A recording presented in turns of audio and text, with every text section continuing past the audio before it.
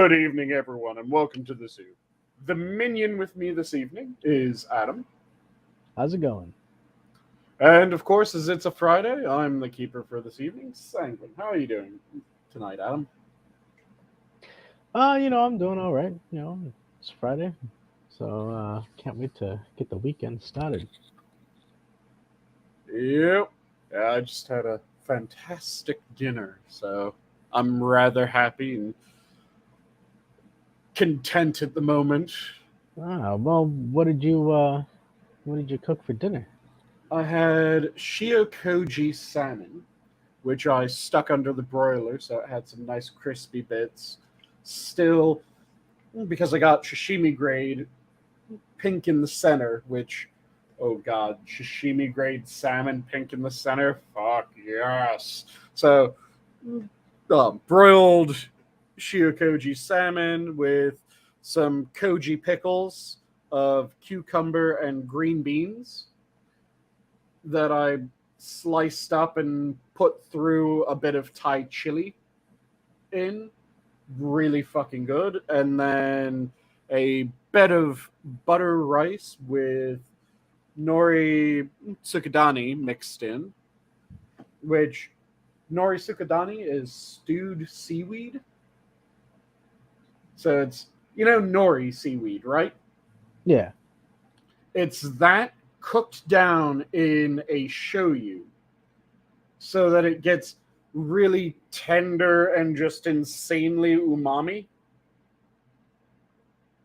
And that mixed into the rice with that lovely salmon and those koji pickles. Oh, good God, it was amazing.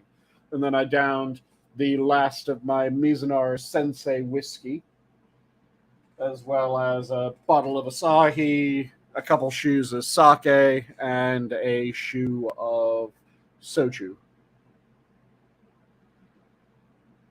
So very, very good meal. Oh, that sounds delicious. Hey, Camel, how you doing tonight? If you're around and you want on, let me know. I'll shoot you the link. Yeah, it was absolutely amazing. And so happy after eating that. And tomorrow I'm going to be having some, tomorrow will be a pork night, and then the following night will be skirt steak, and then pork and skirt steak and pork. Ooh, nice. Yep. I'm trying to decide how I want to do the skirt steaks that I have. Part of me is tempted to do one of them just by rubbing it down with some spices, mix in a little bit of olive oil, throw in some of the fresh parsley that I have growing, and then sear it off in a screaming hot cast iron skillet, slice it up nicely, then serve that up on tortillas with some cheese. Because that is always just so fucking good done that way.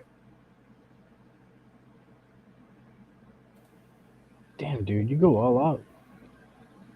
See, that's a simple meal to my mind, because it's just skirt steak, then mixed together like 4 or 5 different types of spices and seasoning. And hold on, I'm concerned about something that Johnny just said. Because of... Did you see what happened last night when it came to the Minions stream, by the way?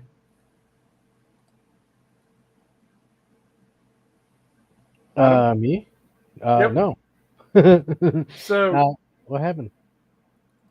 Johnny accidentally ended up airing the pre-stream chat on his channel. Oh. He was using OBS and it ended up piping through to his channel for some reason. Which was interesting to say the least. Did he correct it in time, or? Oh, he noticed and was able to get it to stop porting through then we started the actual show. But it was just a, what the hell? And thankfully, that did not happen to me. And I just double-checked to make sure that it hadn't happened to me somehow.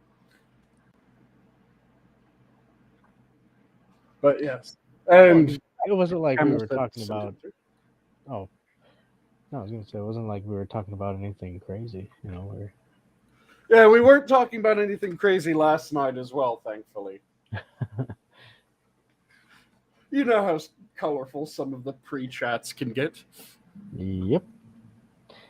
Yeah, that's why it's like, you know, at least normally with at least with what I've seen, it's usually, okay, you guys all set up, you know, how's everybody's levels going, Mm-hmm. type of thing. And then depending on how much time there is beforehand, we end up getting into just strange conversations. Oh, yeah. And normally, if it gets good enough, it's continued on stream or there's references made to it. And that's when the multiple checks of, wait, we're not live, are we? Yep.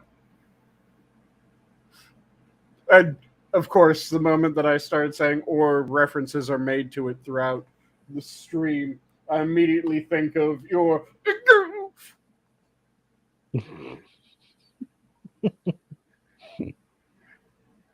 and how that just continued on through an entire stream.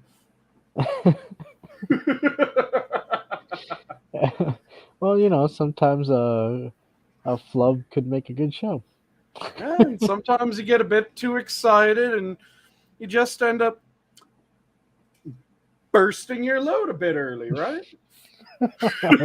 Well, we don't have to remind the audience. You know, it would be a better thing, you know, like a Scooby-Doo moment where we could entice the audience to... Oh God, please don't tell me it's all because of Old Man Jenkins. Oh, yes. Old Man Jenkins. Once I heard the name, I just... It was, oh. Hey, you want to find out what that joke was about? Haha! Well, you're going to have to go and scroll through the back catalogs of the Minions of the Zoo and find out where the joke came from. Because I'm not going to say it. I'm not. I'm not. That was bad. It was bad, but it was fucking hilarious, so it worked. Oh shit, dude, we got some people in our chat. Camel, you can check your Discord DMs, and there's a link in there for you if you want. Or if you want, let me know, and I can send it out on Twitter for you. Oh shit! You know what, dude? I gotta. I know many what's. So, the question is, do I know the what that you're asking? If I know what. Well, I'm trying to formulate it. Okay, so you know, I'm here or there about onions, correct? Normally, you are rather more there than here. Yes. Well, at work, you know, every now and then I check the news feed on the Windows timeline type of thing, you know. Mm-hmm. And one thing I said, oh shit, what's up, Camel? How's it going, guys? It goes fairly well. Yourself? It's been a long day, early day today, so, and it's been rainy around here lately, so all the joints and the whatnot, just, you know, not wanting to cooperate. And I'm getting old, guys. That's what I'm saying. I'm getting old. Sort of joints that end up plaguing my days, not the sort of joints that end up plaguing Adam's, right? Yeah, it's more of the snap, crackle, and pop joints, and not the Rice Krispie. You know, like I'm really hungry. Yep. It's 3 a.m. Well, hold on, because a soggy joint isn't good either. So I wouldn't, you know. No, I'm saying like barometric pressure and stuff is causing inflammation in my joints, and they hurt. Mm-hmm. Yeah, but if it's a really dense, foggy day, that's gonna ruin my joint as well. Yeah. Yeah, I don't know if that's the same thing, but Yours just is a depressing, it ruins your joint. Whereas the sort that Camel and I are talking about, it's painful. well, it's painful as well, sir. Okay, don't dismiss my experience. It's not emotional trauma. It is psychological drama. Okay, I'm fairly sure there are some college courses that are going on right now that are studying this type of painful experience. Ugh. Wait, what were we talking about? Well, Camel was just briefing us on his day, and then before that, you were talking about something that occurred at work today, I believe. But to wrap up, I was trying to watch the Medicare Fuentes thing, and I was only able to passively listen to it because Twitter and chores and all that other fun stuff. Mm-hmm. Did you guys tune in for any of that? I did not get a chance. In fact, this is the first I'm hearing about it. So, what was it exactly? Again, only passively listened to it, so I don't know all the specifics. I think was it Medicare was talking with Fuentes on somebody else's channel because Fuentes, I guess he's friends with Ethan Ralph. Okay, I can see that being a case, yeah. And I guess he didn't like the way that Medicare was making fun of Ralph. At one point, like Jim had to go through with the whole like explaining, like I have friends in real life, not on the internet. The internet is for that's entertainment. Mm-hmm. Yeah. And for some reason, like Fuentes could not wrap his head around that notion. He's like, "You've known Ralph for years." I'm like, "Yeah, on the internet." Yeah.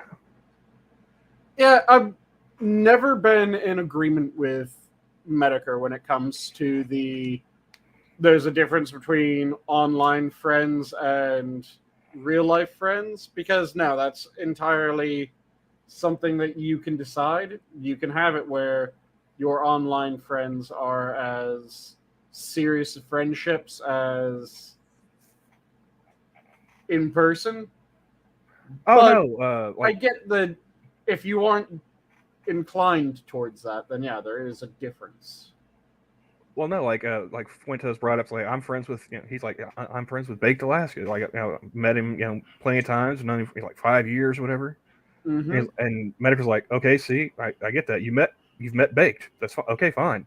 He's like, you actually like in real life, hung out with each other, whatever. Mm-hmm. I can see where Medicare's coming from for that. Like I don't necessarily subscribe to that same philosophy, but I understand it at least.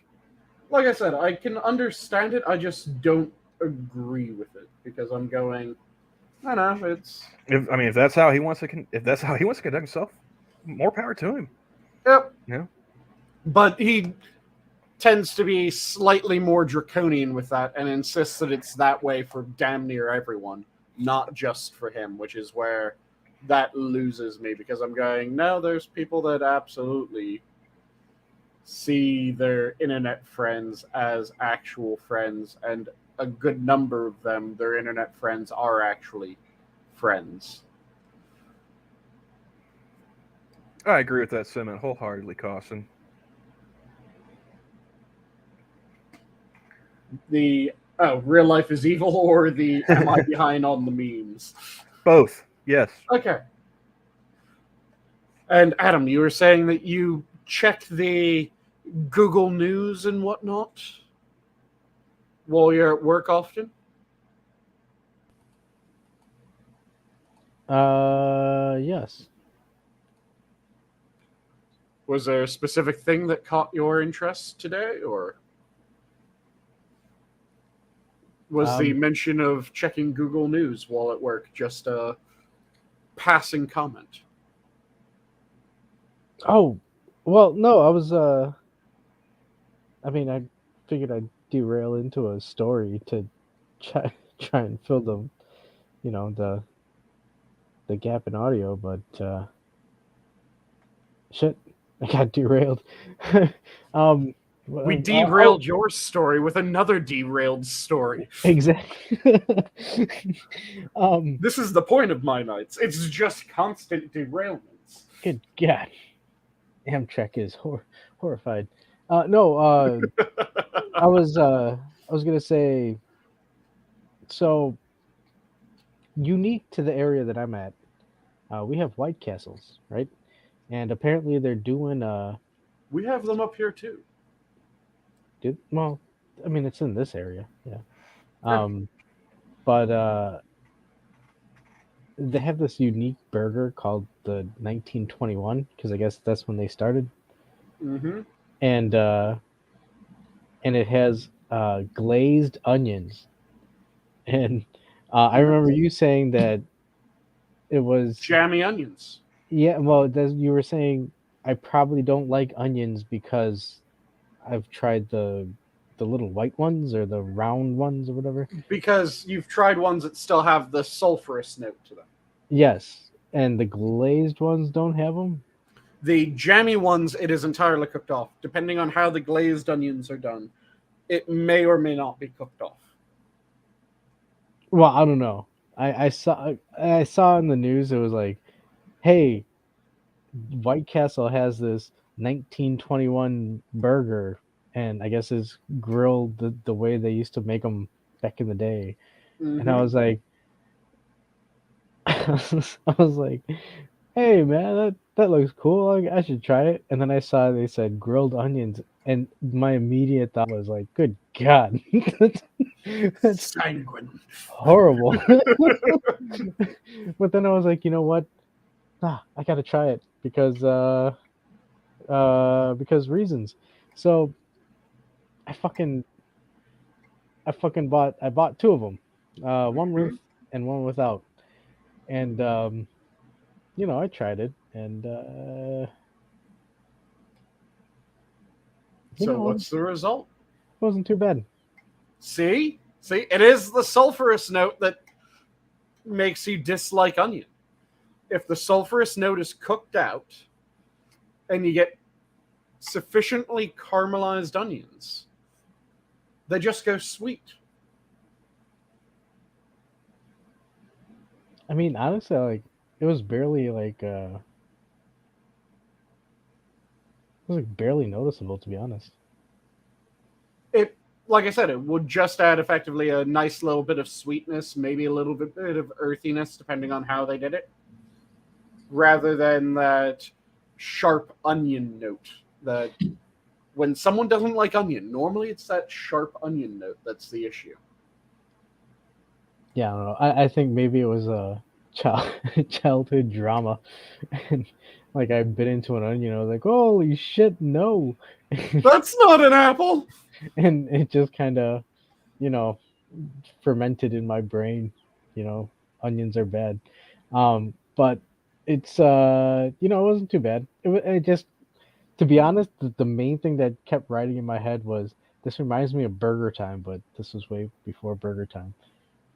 Nice. Because it was just like a little burger, but it's those little White Castle sliders.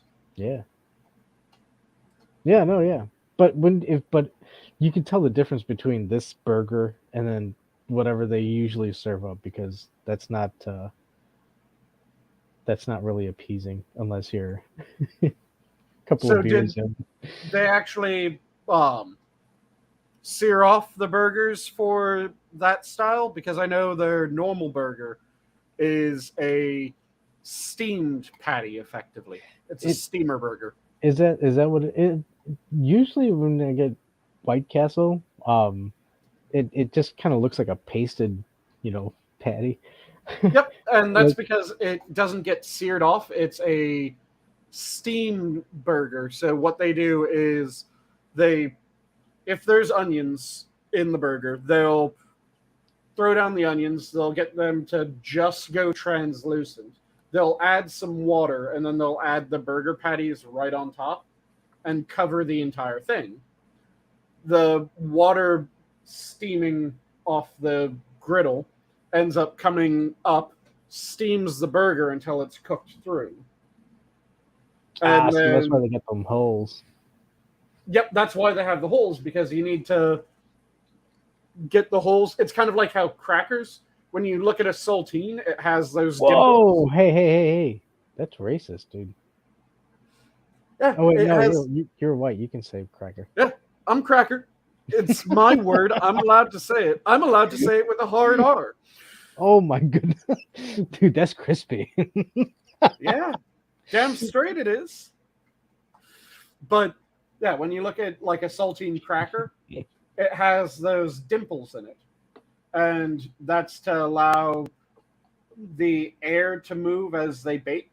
And it's similar thing. You poke those dimples into the steamer burgers, and you make them nice and thin, so that the steam can get in and around without any issue. That's the reason why the White Castle burger looks the way that it does. It's a steamer burger. Yeah, no, this one was definitely, I guess, seared. I mean, it says in its name on the menu, it says seared and seasoned.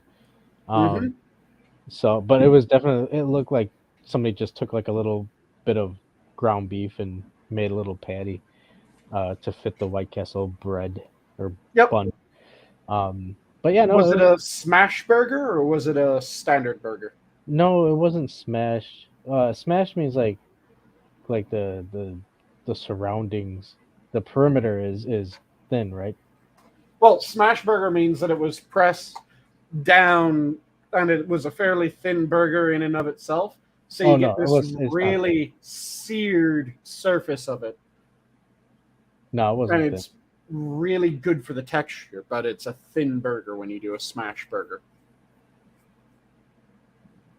I think the thing that really threw it off was the weird lettuce and tomato, because it was such a small burger. You were getting like a weird, it was like a finger grape tomato and a leaf of bib lettuce. It was weird. But yeah, no, it wasn't too bad. And you know what? This is Adam saying, I like onions. Yeah. Onions are tasty. I told you. I told you that's the way that you can do it. There is no gun being held to my head. You just need to caramelize them enough and they become amazing. You gotta nuke them until they taste good. Not nuke them, because if you nuke them, then they probably won't caramelize nicely. You just have to overcrowd. So, you guys know what overcrowding a pan means, right? No. I would have to assume it means you're putting a lot of stuff in the pan when you're cooking it. Yeah, you put way too much shit in the pan so that it ends up just steaming rather than frying off.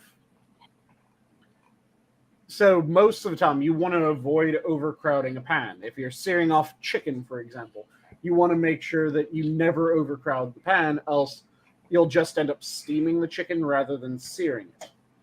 When you're making jammy onions, you actually want to overcrowd the ever-living fuck out of the pan. Because you want it to let the water out, you want to let the water steam away, and then very gradually and slowly and painstakingly caramelize all the sugars. Hey, hold on. Jack says Sanguine is a fan of the Cleveland Steamer. What is it? It's Adam. Sexual term. A sexual term? Yes.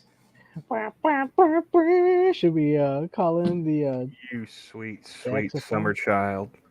Are you older than me, Adam? How do you not know what a Cleveland Steamer is? I know Sanguine's a couple years younger. Dude, I have no idea. Look, okay, just imagine I just came to this planet. What in the fuck? Wait. Are we allowed to talk about it? Have you ever seen Not Another Teen Movie? Not Another... Yes, I think so. Is that with Chris Evans and a whole bunch of other people. Oh yeah, the parody. Yeah, the parody of all the Yes. teen movies. That's why it's called Jamie's Not got Another. Yeah. So Yeah. I'll give you a hint as to what this is, Adam. It's something that the Germans are known to indulge in. I was trying to get him to work his way around to it himself, man. Don't. What? See, I'm also having him work his way through it. Hold on, by hold himself. on. I'm just giving him clues. Okay. Well, Sanguine.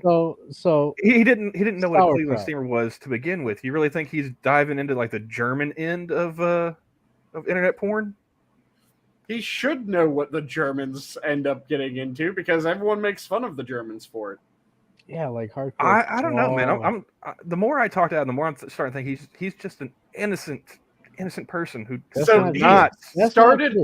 Hey, he you know what? Started off in the right direction. He said that hardcore. Now the question is, did he go? Which of the two German stereotypes did he go for? Because one of them is correct in this case, the other one's incorrect in this. No, case. man, I have faith. I think Adam is above all this. Hold on, debauchery that you and I are talking about here. No. You know what? How you don't know my Dude, Adam, just take the compliment. Before you say, I don't want to know you're about to say, Adam. you don't know what I'm into, man. While talking about Cleveland steamers, that is a message you do not want to send.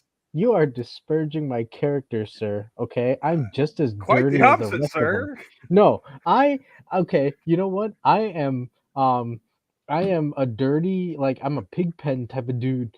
Clip it. That's not good. This is not a good lane to go down when you were asking what I tried to give you an out, man. I tried. I'll give you another hint. You know how the Germans are known for their love of glass tables? Oh, dude, who doesn't like a nice glass table? You're not helping yourself right now, Adam. No, if it's like a glass table. Oh, dude, I saw one where it had like 2 elephant statues underneath each end, holding it up, and it was pretty cool looking. I rest my case, Sanguine. What? See, I'm still pointing out the fact that he started with how they're into hardcore, and then you interrupted him, so we didn't find out which German stereotype he was about to say. Well, now he's talking about glass tables with elephants underneath them. I mean... Oh, thank you, Terry. See, that's all you had to say.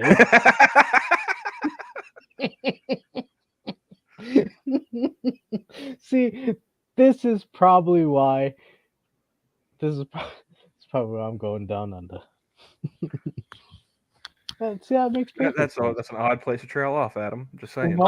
Also, I okay. wouldn't say that you're going down under after saying that you like glass tables, and we were just talking about Cleveland steamers and the German scatological interests. Hey, in all fairness, because we were talking about hamburgers before, I thought Cleveland steamers was something about a burger, like a different type of burger. Okay, I had no idea you were talking about glass tables. All right. Yeah, that was where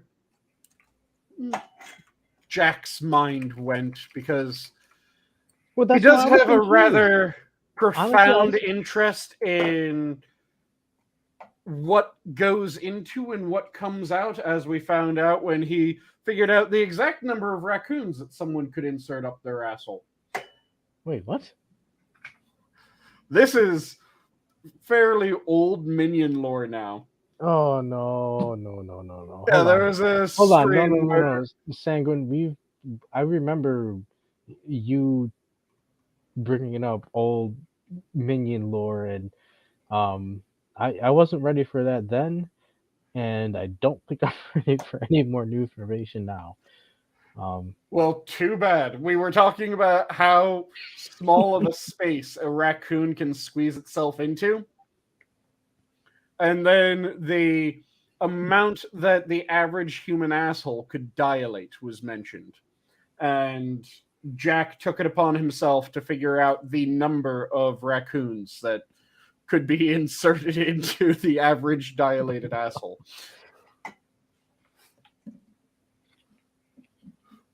Because he was not content with someone just commenting, Man, you could fit like 2 whole raccoons up someone's ass. No, he needed to figure out the exact number that you could fit. That didn't end up being like 2.5 or something like that. No, it was something like 3.5, almost 4. raccoons. Yeah. Yeah, trash pandas.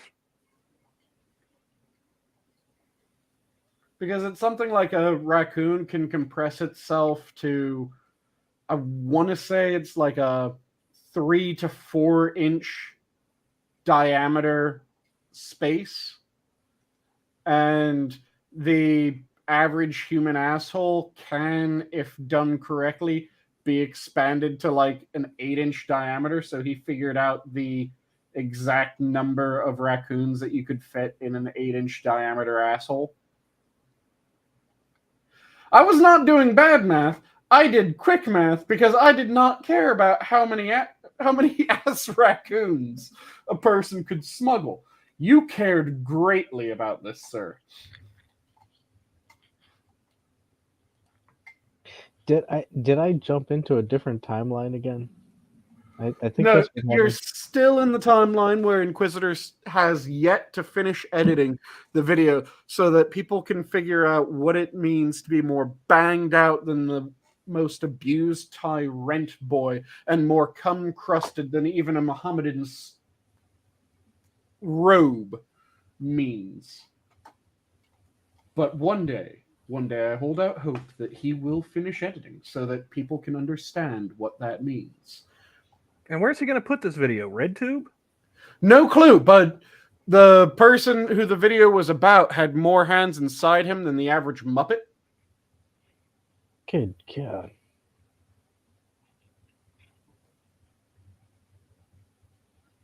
With their crime hands.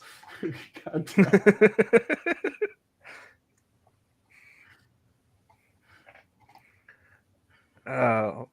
No, so I got a Twitter thread here that's kind of a rundown of the whole Fuentes Medicare thing. Mm-hmm. And now that I was been reading through it, it's like, yeah, okay, I do remember hearing that part. Fuentes was talking about how he hated Jim's content. Jim's content was cringe and whatnot. He's needed to grow up. Okay. Telling Medicare to grow up. He talked about, if he hated a guy's content, he'd flag him down because he didn't think they should be on the internet anymore. Fantastic. That's always a beautiful way of earning some additional followers and internet clout, claiming that you desire someone else's shit to be flagged down. Frivolously. In the stream, I guess this was when I was probably when I was driving. What do you say? Fuentes was talking about how he was going to strike down all the restreams, even if people that restreamed it got permission to restream. Because this was being hosted on somebody else's channel. I don't remember who it was hosting it. Yep. Okay, I misread what Cannibalistic Wizard just said. Because somehow my mind changed get. So I read it as, it's also funny to gay Germans to say squirrel. And I was confused why gay Germans would find saying squirrel particularly amusing. And Adam just had a device that is saying that it is not connected, so he got bumped back into the back room. And once that device is no longer trying to connect, I will pop him back into the actual stream. But until such time, I lack the ability to do so because StreamYards. But yes, I ended up reading gay Germans rather than get Germans. But yes, it is amusing getting Germans to say the word squirrel. I'm unaware why. Their accent makes it funny. They can't say it proper. Just like German accent overall, or like region specific? German accent overall. It just makes squirrel come out strange. What were all those words that they were saying Scottish people couldn't say? Like they had a list that went around. Was it like a year or two ago? I can't remember, and I had to bite back a quip of, "You mean the English language?" And well, I mean, yeah, they had like a specific list of words. Like, I saw a few videos of like people record. Like one was like a woman recording her Scottish boyfriend saying them. I think somebody asked like Tail Features like, can you say it? He's like, yes, I'm not retarded. Yeah, nuts. Yeah, when I think words that the Scots can't say, I just think of what was the comedy show that did it? The voice-activated elevator in Scotland. Oh, did you ever see that clip? Don't recall that clip. No, it was a sketch show that was. I'm assuming it was British.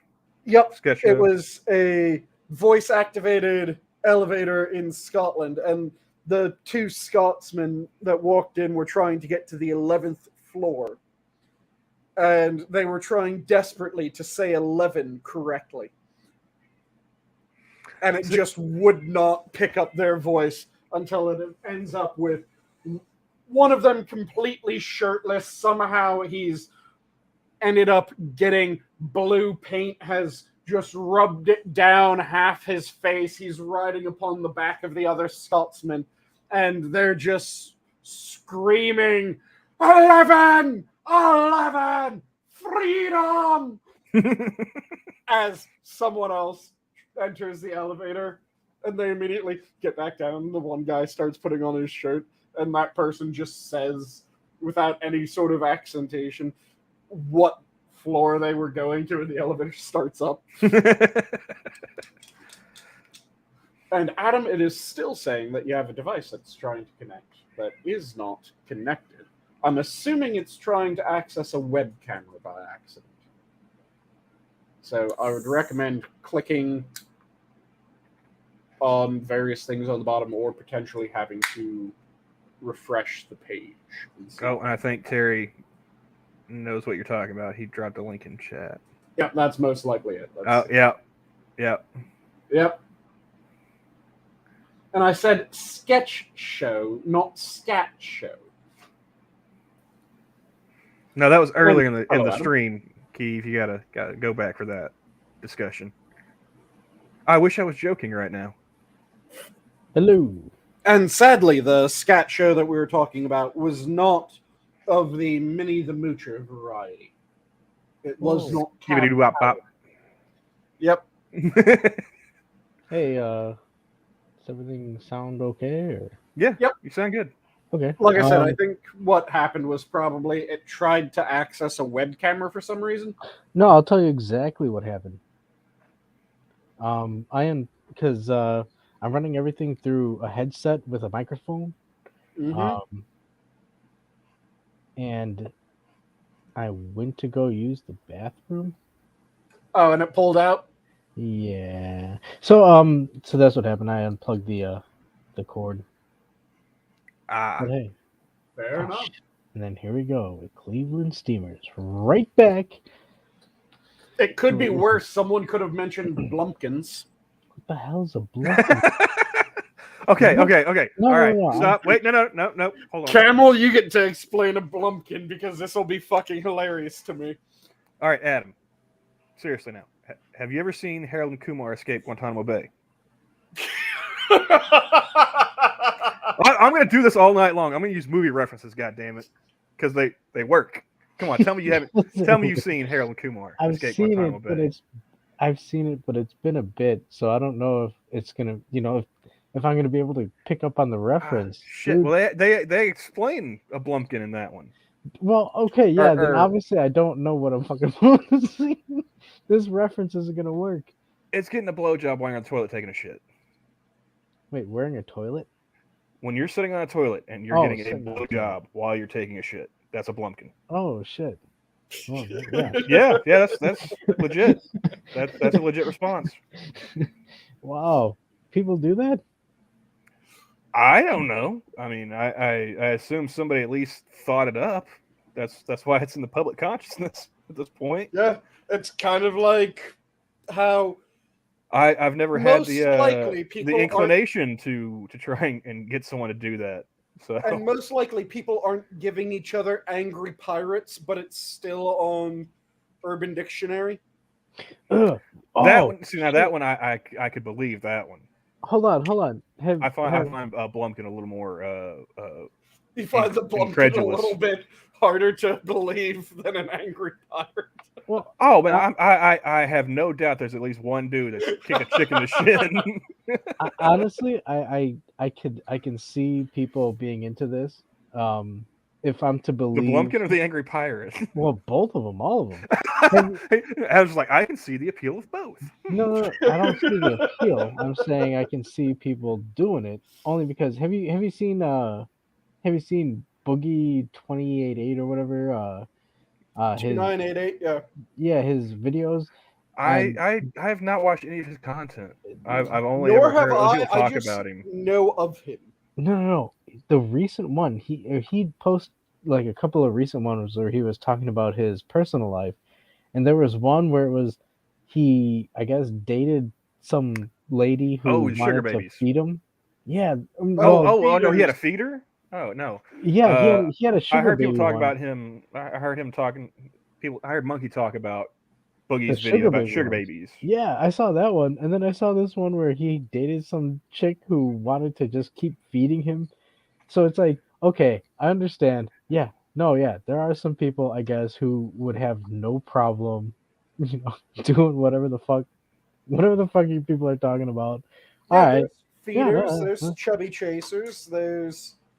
it's it's. Oh, fuck you guys, you just made me think of something that I haven't thought of in a while. Well, we don't want to see it. Don't you put that evil on me. Yeah, don't. Well, you too keep it to fucking yourself. bad I'm going to, because it No. just reminded me of Internet Aristocrats' old school Pause the Neg Hole video. No, that was Medicare. It was, I know they're the same person, but that was during the Medicare. Oh, that was during the Medicare? I thought that was during his IA time. Yeah, the pause video came out like after the Black Hebrew Israelites and everything. Like he was already doing Internet Insanity and yeah. Yeah, I thought it was back in the old Tumblrism. All right, Jack's asking, how about banjoing? I'm not above admitting that I don't know what that is. I'm sure as shit not looking it up. What do you mean not above admitting? Dude, if you don't I'm willing to admit I don't know what that is. Like I'm not gonna fiend like I don't know nothing. Oh yeah, man, I know, but no. I don't know what that is. What the I don't fuck want is to know. banjoing? Is that collecting a lot of puzzle pieces? I don't think so. I don't fucking know. No. Well, I want to know who the fuck is coming up with these names. Who's sitting there? Is there a fucking group of people that come together? It's an armpit job. Snapping your banjo? God. No, it's not. No, I've even seen somebody talking about like. There's one version of banjoing that is an armpit job. Okay, that's not what Jack's talking about though. He said snapping your banjo. He's snapping. Oh wow. That's another thing that Bear used to make reference to, Adam. Do you know what that one is? I kind of had a hint that Bearing was into that type of stuff, but no, Irate Bear, not Bearing. Oh, Irate Bear too. All of them bears. That's what they fucking do. All of them bears. And yes, an armpit job is fucking someone's armpit. That's the one that I referenced, Keeper. That's an AJ. Go for the one that you were talking about, Camel. Let's hear it. Oh no. Well, no. To snap one's banjo is to break your dick. Why would you want to do that? No, you don't want to do that. That's just the phrase that we all heard from Irate Bear to use the euphemism for like breaking your dick. Well, like during a sex act. Hold on. I'm disappointed that you didn't go for another movie reference. I mean, shit, man, the new guy. Oh, that's a good one. I did forget about that one. There's Wait, what's the movie reference? The the new new guy guy with was DJ Qualls. Yep, and Eliza Dushku, Dushku. who, Yep. good God, Elijah Dushku. Had Lyle Lovett as his dad. Yeah. But the premise is that dude ends up snapping his dick, completely freaks out. Well, hold up. Wait, you're jumping in like midway through the first act of the movie. True. So he's a loser guy in his high school. You know, one of the nerdy guys. He's in a funk band in the early 2000s. Yep. You know, I think was his dad a janitor at the school? I believe so, yeah. No, Yeah. It wasn't his dad, it was his friend, because it was his only friend at that school was the janitor, who was played by Buscemi, wasn't it? The new guy? No, Buscemi's not in that movie. Let me quickly double check. No, he had his friends group that, you know, they played in a funk band together. You know, the big fat black guy was on drums, and you had Zoe Deschanel playing bass or whatever. Mm-hmm. You know, like he had a friends group there at his first high school, but they were losers, and he ends up getting, was it put on Ritalin or whatever. Mm-hmm. They think he's got like ADD or something like that. He's doped up on these pills, and ends up getting a boner or whatever. He's getting bullied, and like the old like 80-year-old librarian sees, you know, he's got a hard on, and she ends up like snapping it. Mm-hmm. And then because she's damn near blind and can't actually see. And so he's trying to get away from her what too. What the fuck is this? Yeah, he's trying to get away from her, and you know, he zigs and she zags, and you snap your banjo. And he became known as Broke Dick. And then he transfers to another school. He reinvents himself after he goes and consults Eddie Griffin in prison. And it's not really he goes and consults. It's he freaks out. He ends up having to serve for a very short period of time, and that's when he meets Eddie Griffin. And that's when Eddie Griffin tells him about the be fucking crazy. Don't make me do crazy eyes. Yep. You staring at my Janet? But yeah.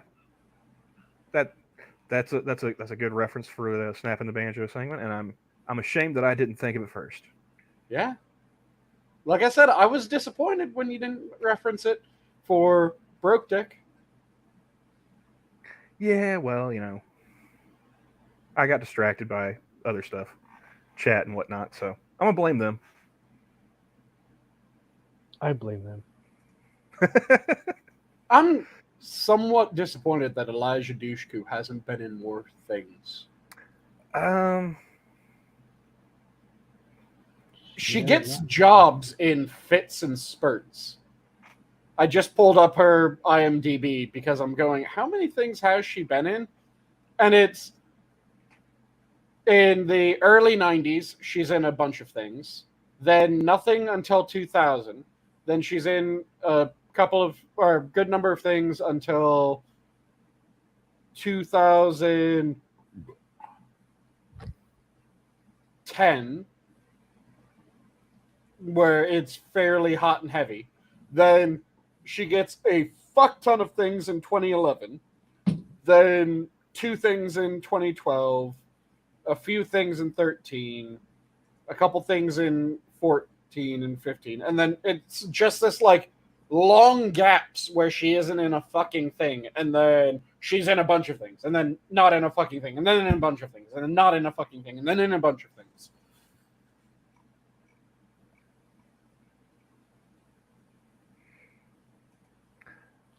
You know, I haven't really thought about her since Jay and Silent Bob Strike Back.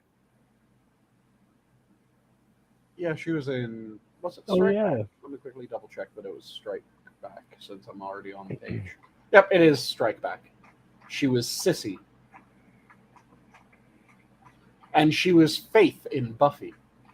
I never watched Buffy. Buffy was fun.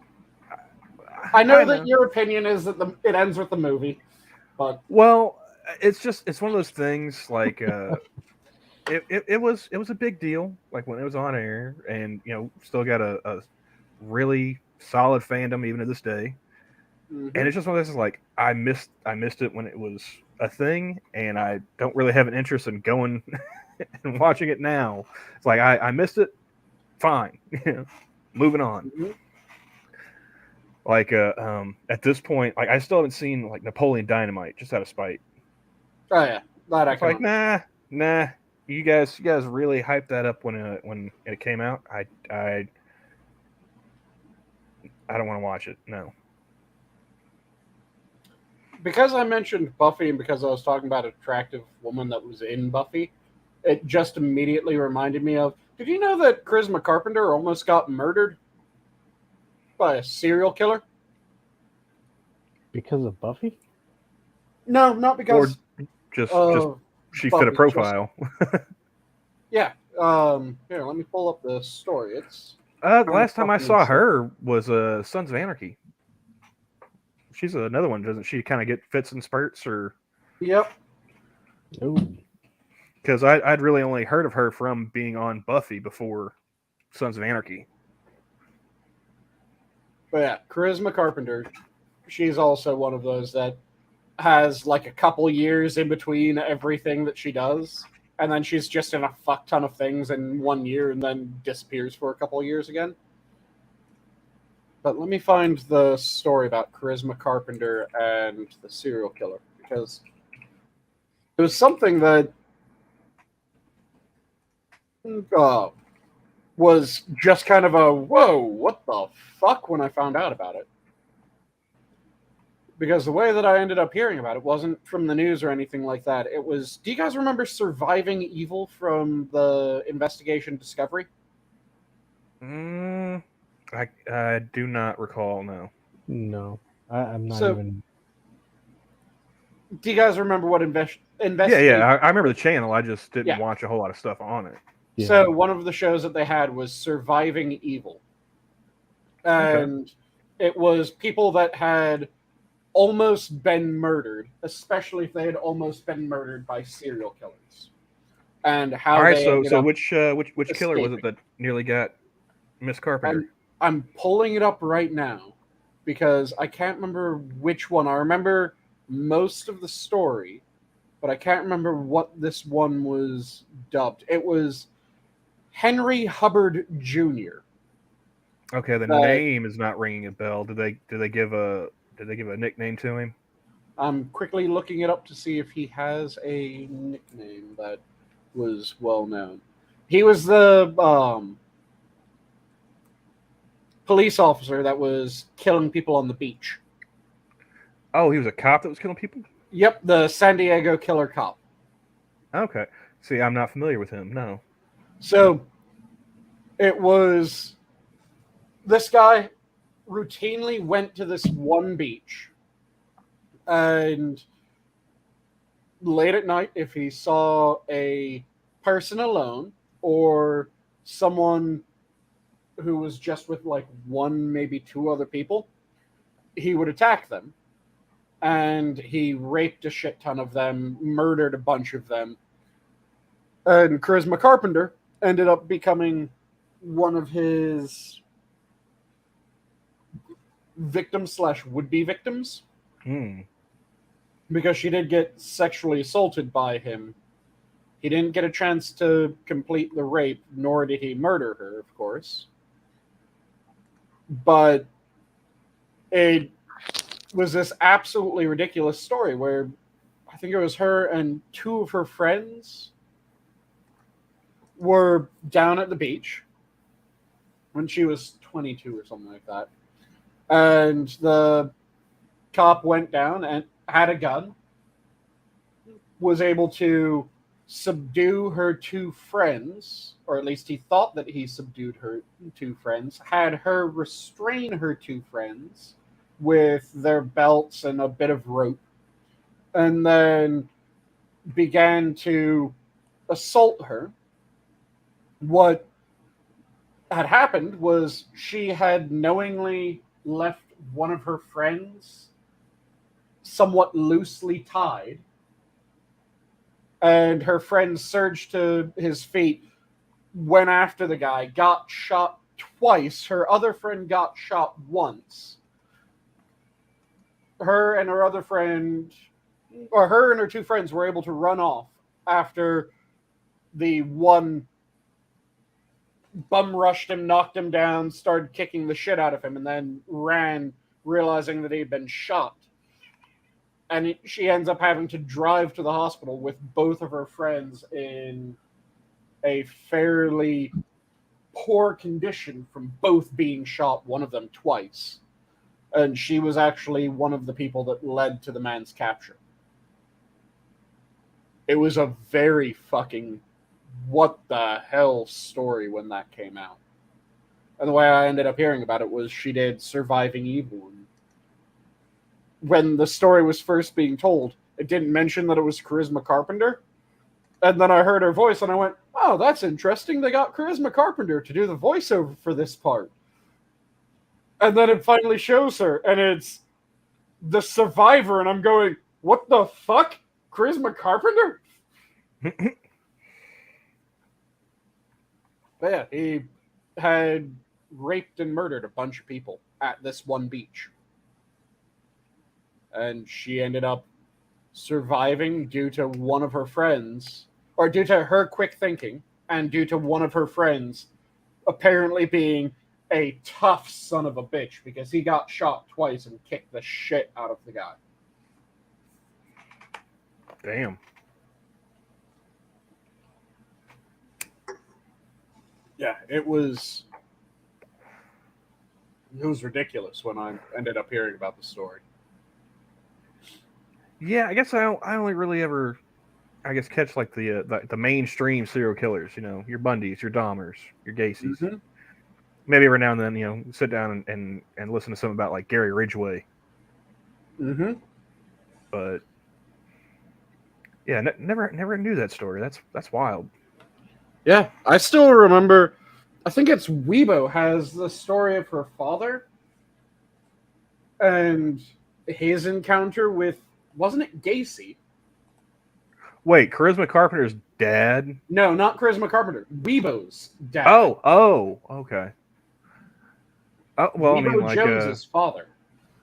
Johnny and his dad. He's said this before on stream. Like they ran into the Unabomber one day.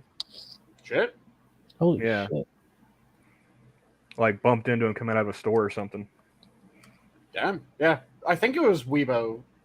I'm almost positive I remember it being Weibo was talking about in one of her Halloween special videos ages ago. She talked about her father having been targeted by and doing everything right to get away from, I think it was Gacy. Damn. Let me quickly double check, make sure that I'm not spreading false information. But I'm almost positive it was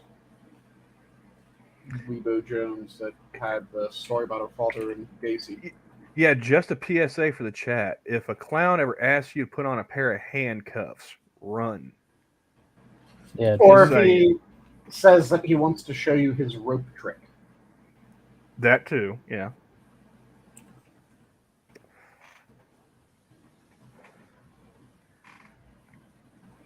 Let's see. Like I have I wouldn't say a fear, but I have a healthy skepticism of clowns. So, like, for the life of me, I can't understand why anybody's like, yeah, sure, man, go ahead, put these handcuffs on, go ahead. What's this rope trick all about? No, dude, get the fuck away. And the thing, like, I don't trust you with balloon animals. You think I'm going to trust you with handcuffs or rope? The thing that still absolutely fucking floors me about that is what happened after he was caught. Because he admitted to it. He started telling the detectives about his rope trick. He drew a map of all the bodies buried in his basement. And then after doing all of that shit for months, he then went, hey, I don't know what you're talking about. That wasn't me. None of that happened.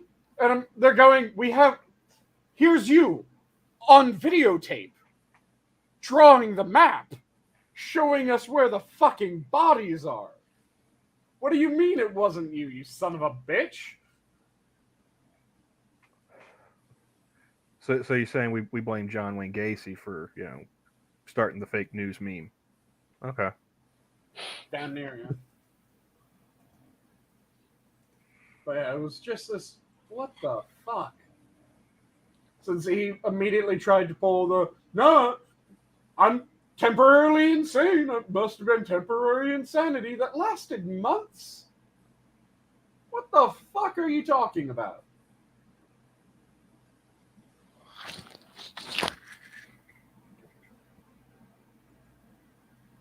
And Keeverdan does remember that it was Weibo that had that.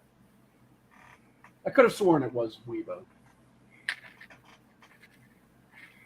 Well, she seems to attract a lot of the goofballs out there. All right, Frostwood, whose gun are you using in that game? And are you using a semi-auto that you make them fire first, or are you going for a revolver and playing it fair? Well, no, I imagine if you're playing Russian roulette with the clown and you're using their gun, it's either going to shoot water or the flag, True. Well, you remember that point in time where there was random happenstances of clowns just appearing? Oh yeah, the clown masks. Like, see, that was never a problem in Oklahoma because we have guns. A clown just showing up in the middle of the night in somebody's property, they're getting at least buckshot. Yeah, it was just weird. It was just weird that it just like sprang up and then just floated away. Well, it was right around. Wasn't that right around the Joker movie, or was that right around the? I want to say that was before Dark Knight. Or was it around the It movie? Oh, it was right around it, wasn't it? I want to say it was before the It remake too. I want to say this was during Dark Knight. I don't think it was. I don't think it was that. I don't think it was that far back. I remember it was right around the time that a movie with clowns was coming out. So, even if the clown plays a banjo, get the fuck out of here, Carpenter. You got a dirty mouth. That's not funny. We don't tolerate that type of a clown playing banjo. No, sir. Okay, we know where that's going. We don't need. If a clown so much as cast a shadow on my property, they're getting a scatter gun. I don't care if they have a banjo or not. Just imagine what a clown could tie out of a balloon knot. Hell no. Alimony. Nope. Oh shit. Adam, Oh. you're okay. Hey Jenna, how you doing? Hi. I'm good. How are you? Doing a lot better now that I get a chat with you. Well, thank you. So, you decided to join in the degeneracy that's been going on thus far. I have merely been trying to be educational for Adam's benefit. I don't know what you're talking about with degeneracy, sir. That's, you know what? That's not, because honestly, some education I don't want. There's some things I don't want to know. Speaking of, there's of course been the story of the Florida math book ban, as the media has been pressing it. Have you guys heard about that? Math book ban? Is it because of the math equations that included such wording, such how didn't make sense to have it there? Kind of Yep. weird. So, Jenna, to catch you up on what this story is, Florida's going through its, I think, annual or biannual textbook review. So the schools submit a bunch of textbooks that they want to have included. They review the textbooks, and then they get the go-ahead from the state, or they get turned down. 41% or more of the textbooks that were offered up were rejected by Florida. Did it have to do with new math or? So it had to do with a number of things. A shit ton of them just flat out included CRT after the CRT ban. A large chunk of them flat out were racially motivated in their education. Let's phrase it that way, which those were rejected. A number of them were against the anti-groomer bill, so those were rejected. A number of them were using Common Core math, which was also rejected by Florida.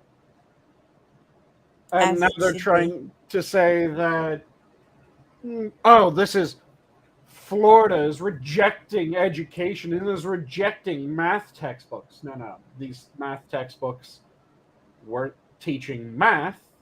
They were teaching everything but math. And people decided, no, we aren't going to have you teach CRT, sexual identities, gender identities, sexual attraction, and all that shit in fucking math textbooks. We're going to just teach math in math textbooks. How dare they? Yep, but now there's a bunch of people trying to run around Polluting saying our that children's they're- mind is the job of teachers and making Yep. sure white kids feel like they're less than anything and should go jump off a bridge is important. Yep, yeah, the moment that the Common Core should have been completely just thrown out was the moment that the person who was making Common Core said that Common Core was being designed in order to retard the education of white students in order to level the playing field. Do they think it white students are the only ones that have been learning all these years? Well, don't you remember what Biden said? Poor students are just as Remember smart that? as white students. Yeah. There are more poor white children in the United States than poor black children. Yep. Or poor insert ethnicity, which shouldn't be done, but welcome to... When I grew up, this wasn't an issue. Mm-hmm. I The know. thing that confuses me the most is the people that say, well, this is racism, that there's the breakdown of things that we have. And I'm going, okay, so you're saying that African Americans, the term that you want to use for them, not me, because fuck the hyphenated American. They're Americans. These happen to be Americans that are black, but they're Americans. Your problem is that they're underrepresented, and that's clearly a sign of racism. But then when you look at, I think it's Nigeria, we have a ridiculous number of petrochem engineers that are of Nigerian origin. Yeah, it's Nigeria. We have a ridiculous number of Nigerian and I want to say it's Ugandan medical personnel. Mm-hmm. We have a ridiculous number. There's a bunch of different African countries that they specialize in one or two fields. And in those one or two fields, when you look at the percent that they represent in the U.S. professionals, is goddamn ridiculous. So it's racism, that somehow will allow black people from Africa to succeed, but suppress black people from America. You're talking shit. I know this is throwing a story about my kid, but my son Eric loves coding, adores it. One of his after-school activities is going to a coding class at the college. Nice. He's black. Doesn't he know that he's not allowed to code as a black man? When he gets back, I'm going to have to inform him that now he has to take Math for Dummies. Does he at least code in the Ebonics version of C+?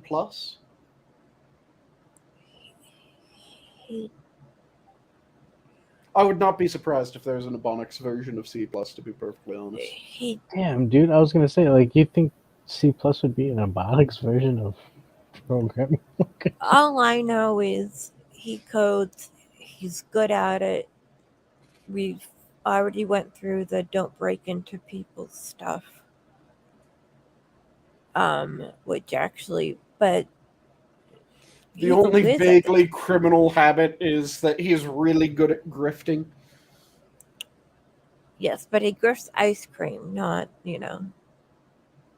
I still say that was a good, honest grift. Good on the lad. But you disagree with that assessment. Ben and Jerry's just opened back up for the season. And you can now DoorDash it, which it's 0.5 miles from my house. So it's ridiculous to DoorDash it. But now they've learned how to grift DoorDash ice cream deliveries. Nice. Don't worry, we make sure they get paid, the DoorDash people. Were they also being racist? No. During the Cape at this time, a lot of people from all over the world come to start working at the different shops and restaurants and stuff. So you never know who will be at your door. But never and know we don't care as long as they have our food. So but hey Eddie, how goes? I need to tell my son he has to feel. Yeah, what's up, Eddie? He can't be out here making it look like black people are capable. That would disprove the narrative. I know. Did you see that President Obama is against Elon Musk taking over Twitter or the free speech of Twitter? Are you talking about his speech on disinformation at Stanford? Yes. I saw little snippets of it here and there. I didn't go and listen to the whole thing. I think it was live streamed, wasn't it? Maybe go back and listen to all that. I'm not sure. But this is the first I'm hearing of it, actually. Yeah, it was a couple days ago, I think. Yeah, it was a few days ago. I remember seeing, like, within a couple minutes of scrolling on Twitter, probably less time than that, actually, there was one tweet from Hillary Clinton and one from Obama about disinformation. I was like, huh. You know, these are the people I trust wholeheartedly to protect me and democracy from disinformation. Yep. But didn't you hear that Obama was the first president who never had any scandal while he was in the White House? Oh, Sanguine. He had a scandal. Fox News talked about a tan suit, remember? Yeah, that was the biggest scandal. And sorry, his tan suit? Yeah, they tried During the 2016 and then after, right, Camel? The tan suit? That they were trying to say that Obama hadn't had Oh, any when scandals. they started rewriting as soon as Trump got into office. Like, Obama had no scandals. Yep, Tell they that were to our saying that servicemen. Obama had absolutely no scandals. Well, he had one, and it was that he wore a tanned suit, and that was See, made. I don't even remember where he went when he wore that tan. Like, it was somewhere hot, if I'm not mistaken. Yeah. Like, I don't think anyone was really blaming him for wearing a tan suit, like in the fucking desert. Yeah, I think it was probably someone going, that looks like shit, and then continuing on with some other point. I'm not a fashionista, so I'm not gonna sit there and, unless it looks just utterly ridiculous, I'm not gonna poo-poo a man for what kind of suit he wears. Mm-hmm. So, but I think it was also like, was it like the first time like a president was seen wearing something other than like a dark colored suit? It's like, so fucking what? Yeah, other than dark blue, black.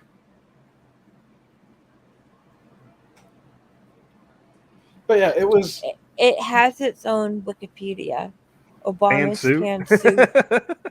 Obama's tan suit has its own Wikipedia. Yeah. Well, I mean, why not talk about the tan suit instead of not to go full tinfoil hat in this, but I think so you're just doing a stylish half tinfoil hat. No. I like to go for the. This could have been like just like a soft insert into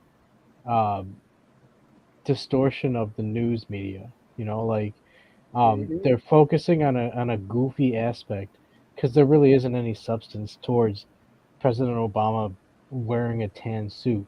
But if the media could make a certain chunk of the media focus on that and make them look ridiculous because they're saying, "Oh, look at this guy in a tan suit," that kind of it wedges in this.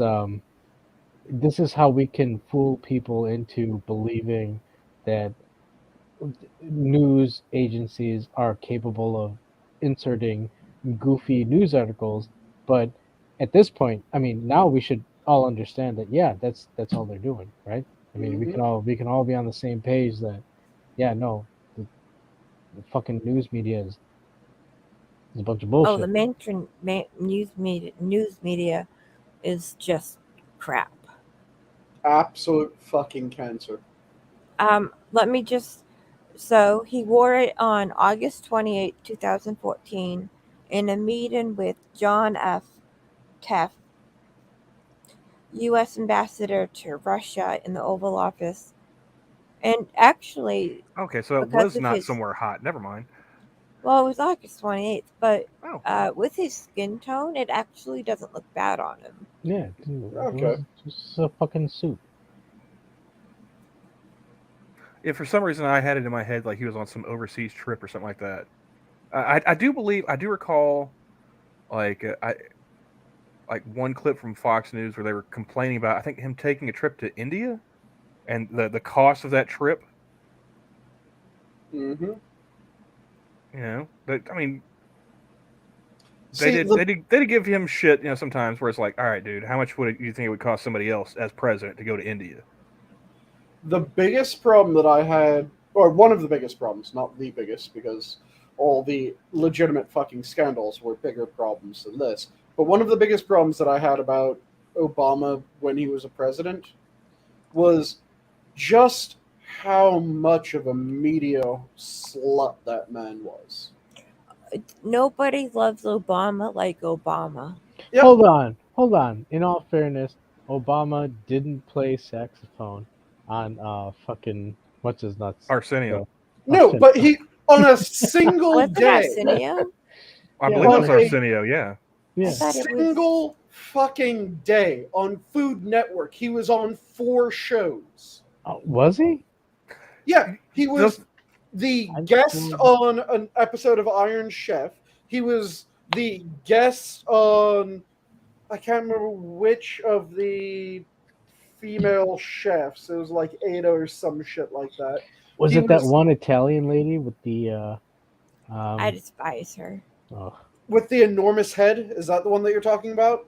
I was gonna say with The tiny body and the just absolutely fucking Sputnik-sized head? Oh, what's her name? I despise. I was going with the lady with the Giselle? large tits. No. I don't know who's the lady with the large head. Well, No, while you the guys one are trying to with the figure large that out, tits was probably the one with the large head because her tits were nearly the size of her enormous fucking head. Oh, okay. the thing that got me with Let me quickly Obama was him being on ESPN. She was on Why would ESPN he too. be on shit. ESPN? Well, She was on the he's a edge. big basketball fan, and like March Madness, they'd be like trying to get his. They wanted his brackets and stuff for March Madness. Yep. I was like, dude, you're the president of the United States. You have nuclear fucking access codes. You have better shit to be doing than a spot on Sports Center to talk about your fucking bracket. All right. Hold on, Yeah. Sir Adam. Hold on, Sir Adamantium. Is that really? Did you really? And yes, it is Giada De Laurentiis. Hold on. That is exactly who I was referring to. What's And next? her goddamn enormous head. Are we gonna pull up the I'm going to pull up Mexican? No. Well, are we gonna pull up the Mexican weather lady? Which one? Which one? There's I'm going to multiple? pull up a picture, there was only one. and yes, Oh, I shit. am being selective in the picture that I pull up. Because if I'm pulling up a picture, I might as well pull up a nice one, right? Oh no. Are you doing that, Camel? I agree with you. I have issues with going on Ellen, going on. You're Yeah, the president. He was on the of Daily United Show. States. Okay, don't You get don't need distracted by the picture that I'm pulling up. Just look at her fucking enormous head. I don't know. That I head is feel bad for her mother. kind of pouring out that dress. Like I said, yeah, she had nice, but She her couldn't head, stand her boobs. good fucking god, the size of this woman's head. That face is a little uncanny valley for me. That doesn't look like It's because it real. looks like someone selected her head and scaled it up at least 1.25 times the size it should be. I'm not even looking at like the forehead area. I'm looking like from the eyebrows down. That looks like somebody. It looks like You a very wouldn't want advanced that. sex doll. I stand by my, if you shrunk the head a little bit, it would look all more in proportion. But Like I yes, said, it's a Eddie, little too thank you. uncanny. It was Giada De Laurentiis. A little too uncanny valley for my liking. Type 1 if you're a woman in the chat. Dude, they're I have a reason for this. TV personalities. What can you expect? There. All right, Who's while they're all attractive, doing just that, has a fucking enormous head. can I give tips if you guys ever want to wear that dress? Tan the tits too. Hey, sometimes you like a farmer's tan on the tits.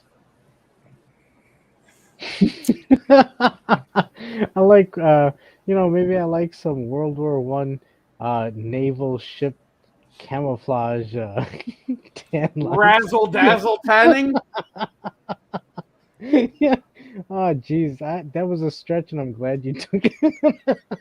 I know that I've mentioned this before, and Adam clearly knows what Razzle Dazzle is. Do the rest of you know what Razzle Dazzle is? It was a song in Chicago. Oh, So, I'm going to Was it? show this picture, and Was what that I'm candy going that to your do grandma gave before I you? show this picture is, Jenna, close your eyes until I tell you that you're allowed to open them again, because no. this will immediately give you a migraine. Oh no. You have been warned. I'm about to My share. eyes are closed. This is Razzle Dazzle camouflage. Look at this fucking janky ass ship, except for Jenna, who I told to close her eyes. Everyone else, look at this fucking ship. Look how goddamn weird it looks. This is Razzle Dazzle. Because it How makes far a away do I have to sound- be before I'm not supposed to be able to see it? 'Cause Well, the thing is that It's not supposed to be able to blend in with everything else. It's supposed to make it so that you can't tell how far away this fucker is, nor in what direction it's pointed. And What it does does the Razzle Dazzle do? The Razzle Dazzle is a bunch of black and white lines that have just jarringly different angles. So when you see a ship with Razzle Dazzle on its side, or from the broadside, you can't tell if you're looking at one ship broadside or if you're looking at a shit ton of ships all in fairly close formation, because it looks like there's several prows that you're seeing from the side. When it's from the front, you can't tell if it's straight on, if it's at an angle, or what the fuck's going on. Because again, it's just these weird fucking angles all over the goddamn place. So it makes it difficult. It is zebra camouflage for a fucking ship.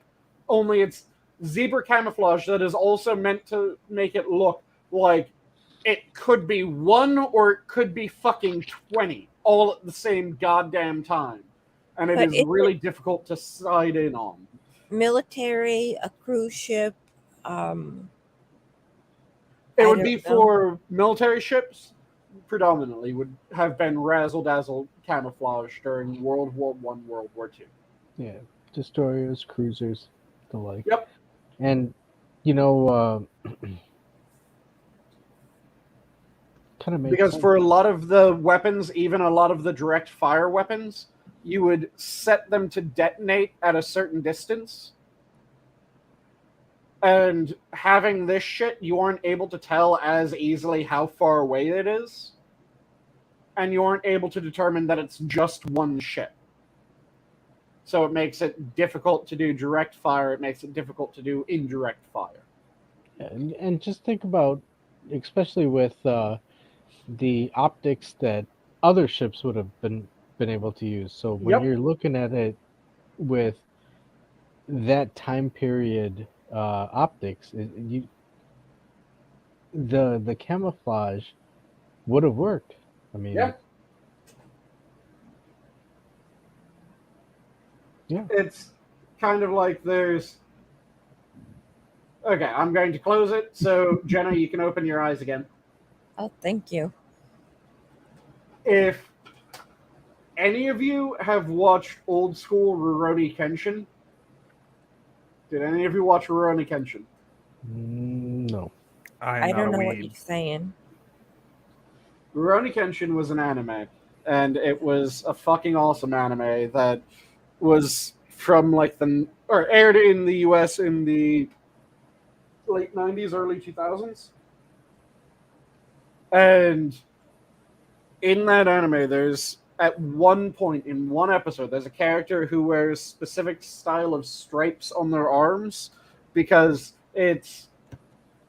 Okay, you're a female, Jenna. It's horizontal stripes that make you look shorter and fatter, right? Yeah, no, yeah. So horizontal stripes, when worn on the arms, make it difficult to determine how long someone's arms are. Huh? And if you're wearing horizontal stripes, it makes you look shorter and fatter. So when you wear horizontal stripes on your arms, it makes your arms look shorter. Which one of the characters did in order to make it so that people would have a hard time judging how far their reach was. So that they could just drill them in the face when the person thought that they had dodged by enough. Okay.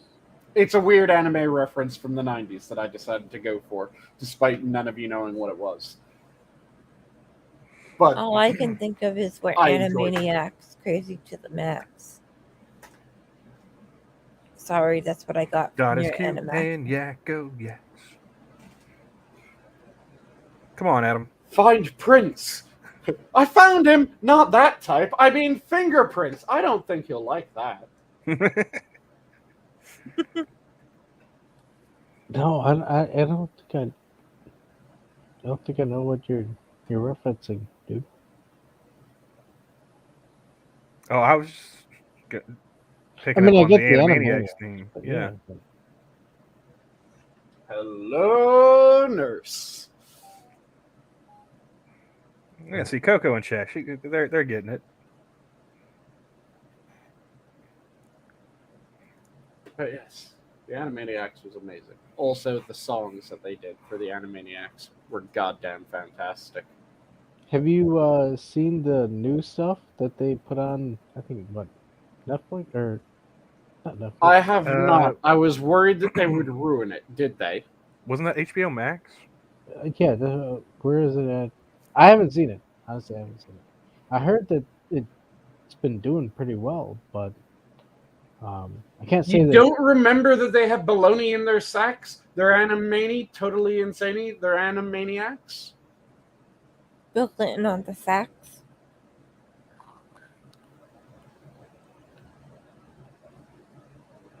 I'm disappointed, Coconut. Animaniacs. Huh?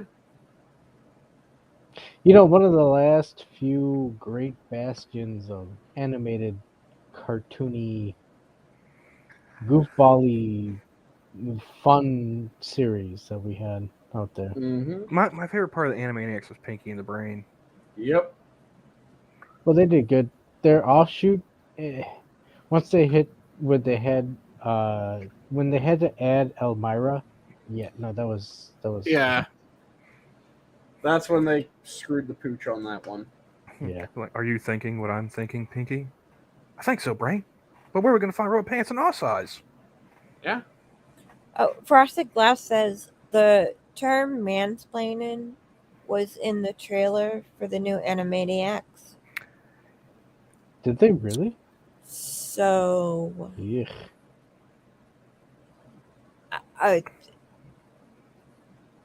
See, that's why you have Drag- to. Oh, I'm sorry. RuPaul's Drag Race Queen, whatever. While flipping through channels was on. And all I heard was instead of history, they said herstory. Yep. Oh. Yeah, I knew a guy who started watching the new Animaniacs with I think like his girlfriend's kid or whatever. He's like, "Nah, man, it's pretty good." I was like, "I just have the kid watch the old stuff. The old stuff was good." Like it's the same guy who made the old stuff. Like, yeah, but it's 20 years later. You know how And time works. now everything is problematic, inappropriate, not inclusive. Whereas You know- back then it was just fucking funny. Well, hold on. You know what's crazy is right now, this would be a fucking boom if you sat there and made an Animaniacs that actually poked fun at all the bullshit that's going on. If That you kept the made spirit of the original alive. exactly, you'd fucking knock it out of the park because there's a whole bunch more people who would geared towards that as opposed to yeah, no, we got to be super serial about what the fuck, no, we don't want that. We want to be able to fucking joke and goof around. I'm just trying to figure out how like within one generation we went from having like cartoons for kids that had wallabies working at sex phone operator lines to like Steven Universe. Parents stopped smacking their kids. It might have been the everybody gets an achievement award. And also, we stopped scaring the shit out of kids, and we never should have stopped. Well, I think they were part of that, and then they went through the college factory, and they got jobs heading up these projects. Honestly, like yeah, because that's the only thing that I can make out as to how this shit has gotten to where it's gotten. Well, you're correct on the participation trophies, which I don't let my kids receive. You either came in first, second, or third, or you lost. I'm sorry, my dude. Yeah, I'm a massive fan of the scare the shit out of children approach. Because that was one of the best parts about old school Disney movies. They would just scare the ever-living fuck out of kids at some point. It didn't matter what movie it was. There would be some scene that would just be terrifying as a child. Yeah, and there was the Grimm brothers. Yep. Well, isn't that where a lot of these Disney stories come from? Yeah. Yeah, they're sanitized grim fairy tales. Heavily sanitized.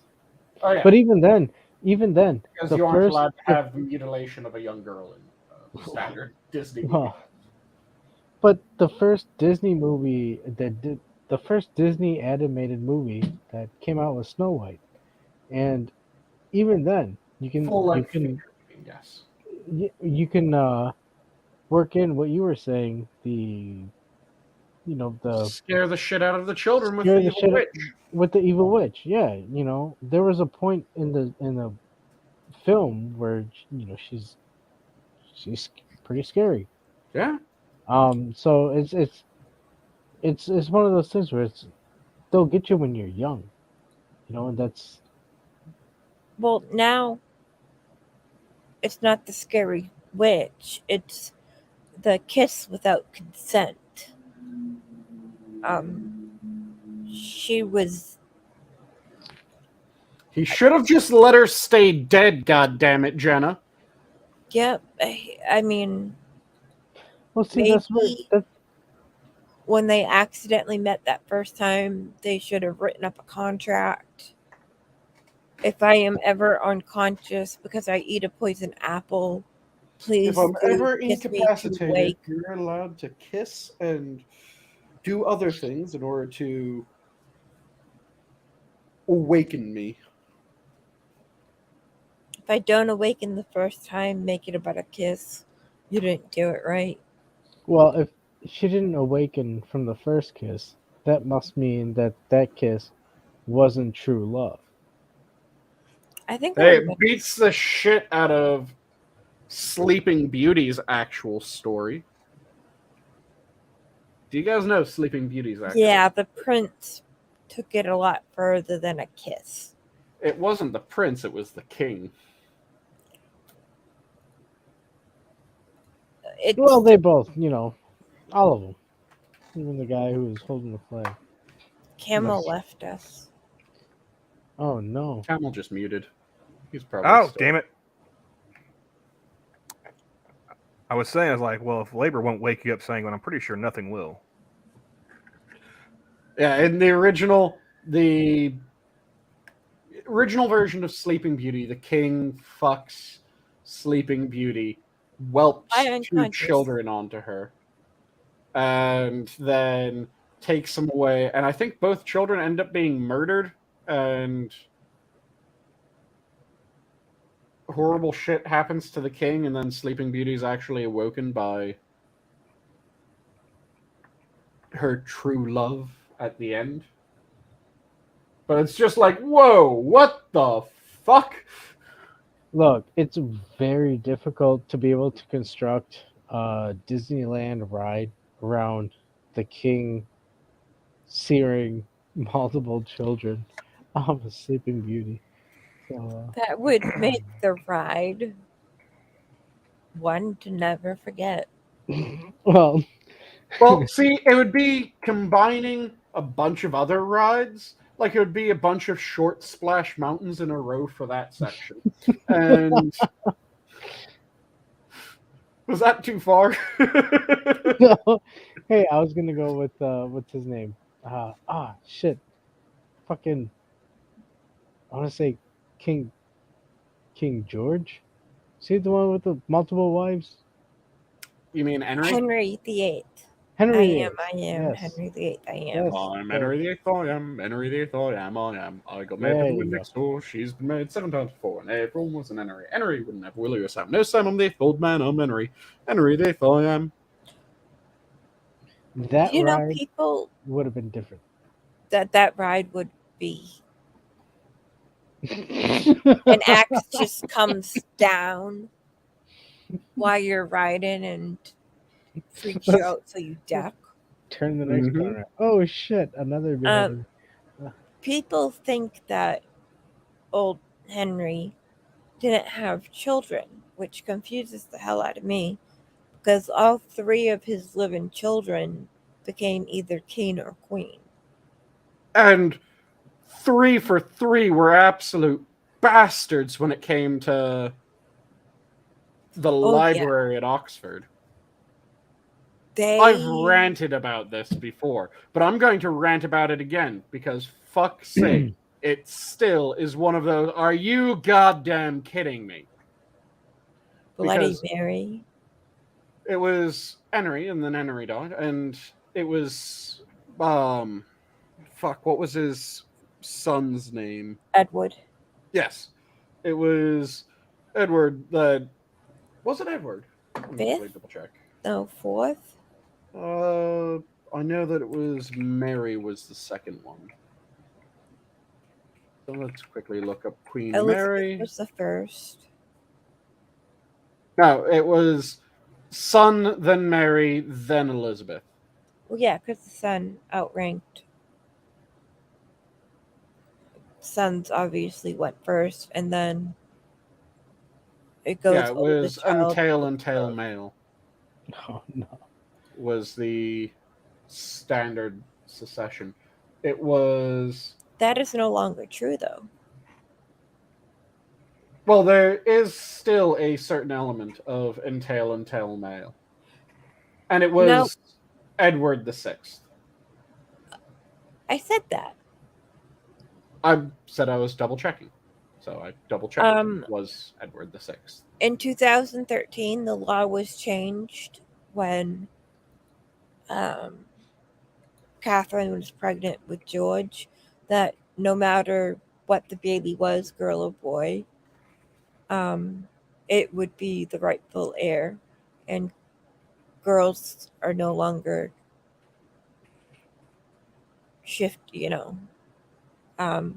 when Charlotte's younger brother was born, he didn't take her space in the line of succession.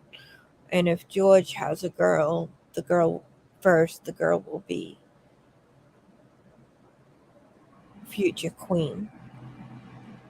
Are you sure that wasn't just a momentary stop in primogeniture? Because I could have sworn primogeniture is still the rule. It's changed. It was changed a lot. Now, she did have to also, because there's still a line for king, put that William's children could have the HRH titles.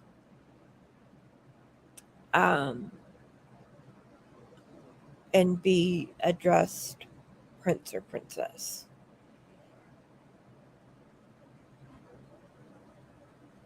So I just looked it up, and the entail male is outlawed as of 1925, but that only applies to real estate. The titles are still entail male. What does that have to do with the 2013 rule change? I'm seeing if there's an additional modification listed. And I'm seeing a 2011. It might have been 2011. Listing, which is the government installed a new gender-neutral primogeniture system for kings and queens, starting with royals born in 2011 or later. So it's now... Okay, so it does get rid of primogeniture to a certain degree, but it's almost getting rid of primogeniture with an assumption of though it gets rid of primogeniture in each generation, there's still almost the entail male. Yeah, but if within that. George has a female daughter first, that she will be heir apparent. Yep, but then, like I said, it's almost with the assumption of an entail male. So while each generation is going off of the firstborn, not the firstborn male, it's almost like they're saying that when it's a firstborn female, that is the entail male. So they're going primo completely with almost this secondary assumption of eventually it'll be a male. Louis, that's the youngest one's name. Louis. Sorry. The 3 siblings that fucked over the Oxford Library were Edward VI, who was a Protestant. So when he was raised to be the king, he went to the Oxford Library and said, "This is a lovely library that you all have here. It's just a shame that it's full of books by Catholics. Get rid of them." Forcing the library to destroy pretty much every book that it owned. After he died, because he had a very, very short reign and died rather early, his sister, Mary I, came in. Bloody Mary. What is the main thing that most people know about Mary I? Catholic. Very much so. So, remember, her brother had just come in and said, "This is a lovely library. It's a shame that it's full of Catholic books. Get rid of them," which then they filled it up with Protestant books. And then Mary came up and went, "This is a lovely library that you have. It's just a shame that you have it filled with books from Protestants. Get rid of them. Also, kill your Protestant faculty that won't convert." She wasn't known as Bloody Mary for... So, now the library has been destroyed twice over, and staff had been killed in the second go. So, then she eventually is forced off the throne. No, she dies. Was it death first? I thought that it was forced abdication and then death. Nope, died. Okay. So, she dies, and then her sister takes over. Elizabeth I. What are you guys willing to bet happens with Elizabeth I? What religion was she? Come on. Put it in the chat. I'll let them catch up for a moment, but there is a delay, so by now they should have shouted their answer if they knew and if they cared. So, she was again a Protestant. And she again went to the Oxford Library and said, "This is a lovely library that you have here. It's just a shame that it's full of books from Catholics. Burn them. And then pick 4 of your Catholic faculty and burn them too." Which, that damn near killed the library. The only reason why the library still stands is due to the person that Elizabeth named as her, effectively, master of spies, chief ambassador, and functionally master of assassins as well, who had seen the library in its heyday, was depressed by how it had been so abused,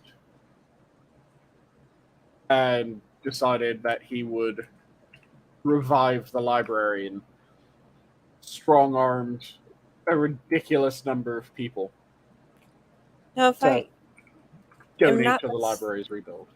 Mistaken, the Oxford Library can no longer be ousted by the monarch. I think there were protections put in that effectively it was Bodley that insisted upon the protections, and he had put himself so strongly in the good grace of Elizabeth by that point that she consented. Do you know her face was falling off towards the end of her reign? Would not be surprised. From all that makeup she put on her face, that was like putting just straight lead. Arsenic, lead, and several other interesting compounds, yes. Who are we talking about? Elizabeth I. Is that why she wasn't amused? Now, Mad as a hatter? That was just because she was a bitch. Why she wasn't married? Amused. The only thing I know about Elizabeth I is from like Doctor Who episodes. Yes, the I'm not amused. Sure. If my face was falling off, I'd be rather cross, to say the least. Elizabeth, who on first? The first. But who's on first? Who's on second? Yeah, Elizabeth I is still alive from the 1500s. She looks great, even though her face fell off. Her face was falling off, but it embalmed the rest of her.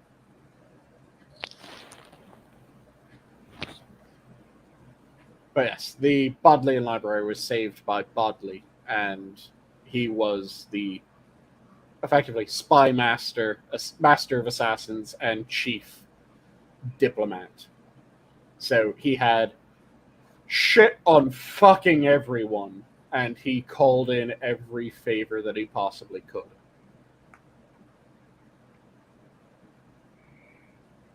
In order to get the library rebuilt and restocked. Which was rather fucking impressive. Burning books should be wrong. It is wrong, but it should be recognized as such by most people. But freedom of speech. Yep.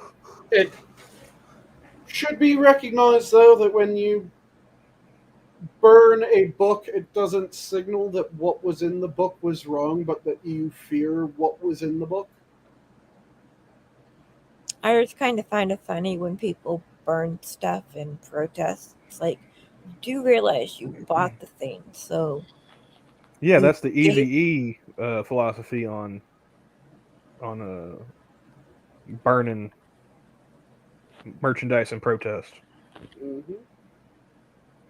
Let me spend this $35 and then burn it. That's you. That's why I didn't care about, you know, like when with the whole NFL kneeling, like, oh, these people are burning their merchandise. It's like, yeah, they already bought it. Who fucking cares? Mm-hmm. Well, shit, with that, I was surprised. I'm going to burn my Nikes. Or you could give them to a homeless person, you know? I was surprised that people were still succumbing to this nonsense when before it was burning Elvis records and then burning Beatles records. So, you know, this kind of mentality kind of rolls around, but people forget about it. And, you know, they succumb to it again. They allow it to happen. That's what's going on. Mm-hmm. Yeah, they get far enough removed from it. It's like, for some reason, they come back around. It's like, hey, actually, that was a good idea. No, it wasn't. Well, it'll be different this time because now it's people on the right side of history burning things. Says everybody did it the first time didn't think that they were on the right side of history. Yeah. What was that quote about? Like the tyranny of like the robber baron versus how did they phrase it? I can't remember how they phrased the person that was supposed to be like, you know, doing it for your own good. And I don't remember who the quote was from, But like they said, like you'd rather have the robber baron because at some point, he might be able to be persuaded otherwise. Mm-hmm. Whereas Yeah, the other person, they think they're morally correct. It's the thing that drives me crazy about the term robber baron, because have you guys ever actually read into the men now known as the robber barons and what they did? Mm, No, but if you suggest a good book, I could look into it. They're really fascinating people throughout that time period that did some absolutely fucking amazing shit. And I don't just mean like, oh, that's kind of cool. No, I mean like, holy fuck. The most impressive thing was the feat that sadly ended up inspiring the Fed. So, sinking of the Titanic? no. The Federal Reserve is, of course, designed to even out the economy, right? Prevent it from collapsing and causing issues. So, the reason why it popped up was there was supposed to be a Great Recession before the Great Recession. Do you know why there wasn't? No. Elon Musk. It was Bitcoin. J.P. Morgan, Carnegie, Ford, and a shit ton of others that were now calling the robber barons of the age, got together because they realized that the economy was about to take a massive shit. And they realized that they had a fuck ton of money and that they, through their knowledge of the economy and through the amount of money and spending it properly, could save the economy, could prevent the collapse. So what they did was each of them had their own sector that they were ridiculously knowledgeable in. And any company that could be saved but was going to fail because it had god-awful management, they purchased. Any company that was going to fail and there was no way to save it, they allowed it to fail. And any company that was going to survive and they knew was going to survive, whether or not they did anything, they invested in. So what happened was the companies that they bought, they ended up surviving because they were now under better management, people that actually knew what the fuck they were doing. And they kept those companies running, and they grew many of those companies, making them much stronger than they had been before. The companies that were going to fail, regardless of what happened, failed anyways. And the companies that were going to survive, regardless of what happened, now had an influx of cash that allowed them to purchase shit from the companies that were failing and allowed them to hire staff to increase their size. So what they ended up doing was they turned an economy that was about to enter freefall into an economy that was stronger after the chaos than it was before. Because they allowed companies that could not survive to fail. They saved companies that could survive. And they improved companies that were going to survive regardless of what happened. So there was no bailout for banks and stuff.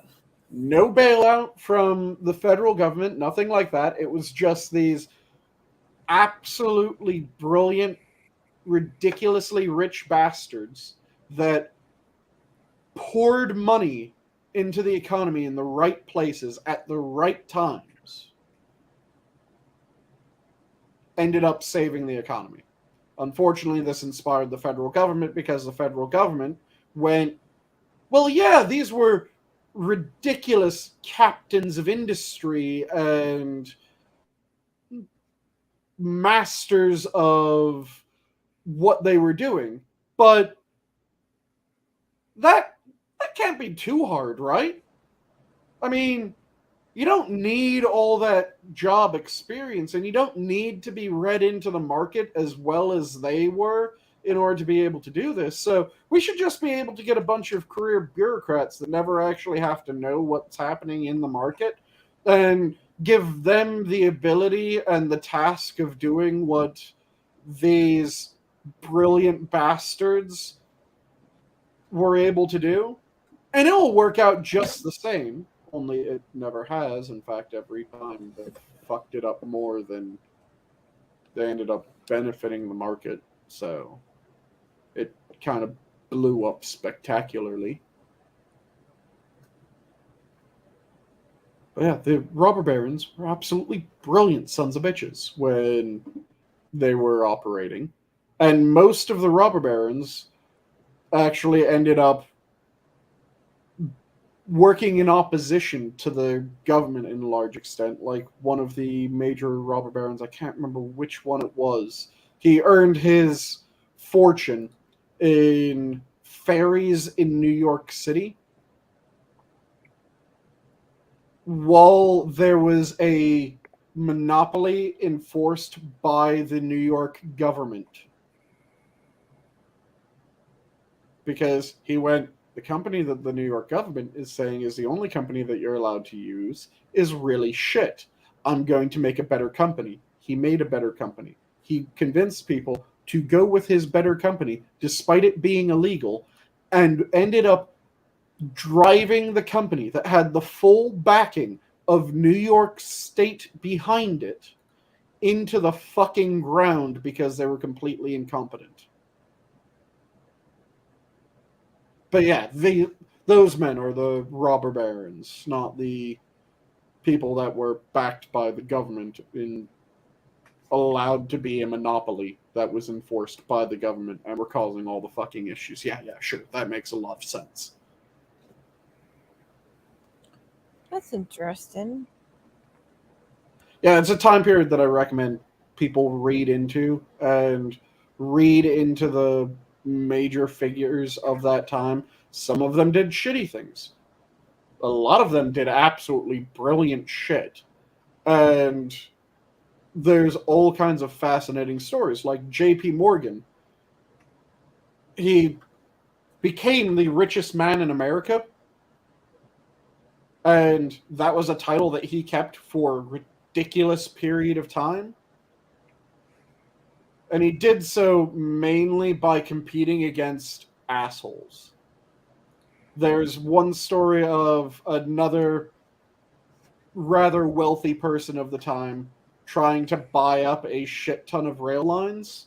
So the other guy went out and hired a bunch of toughs to harass other companies. And JP Morgan, finding out about this, went to each of the companies that the person was harassing, went, okay, here's the deal. You sign on with me, I'll send out people to protect the company, I'll get them to back off.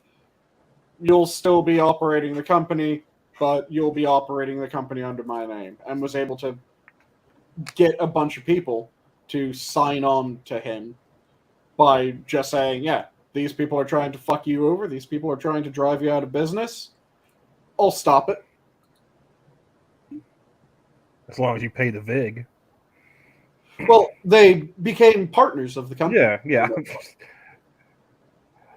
I was just trying to make a joke. Yep.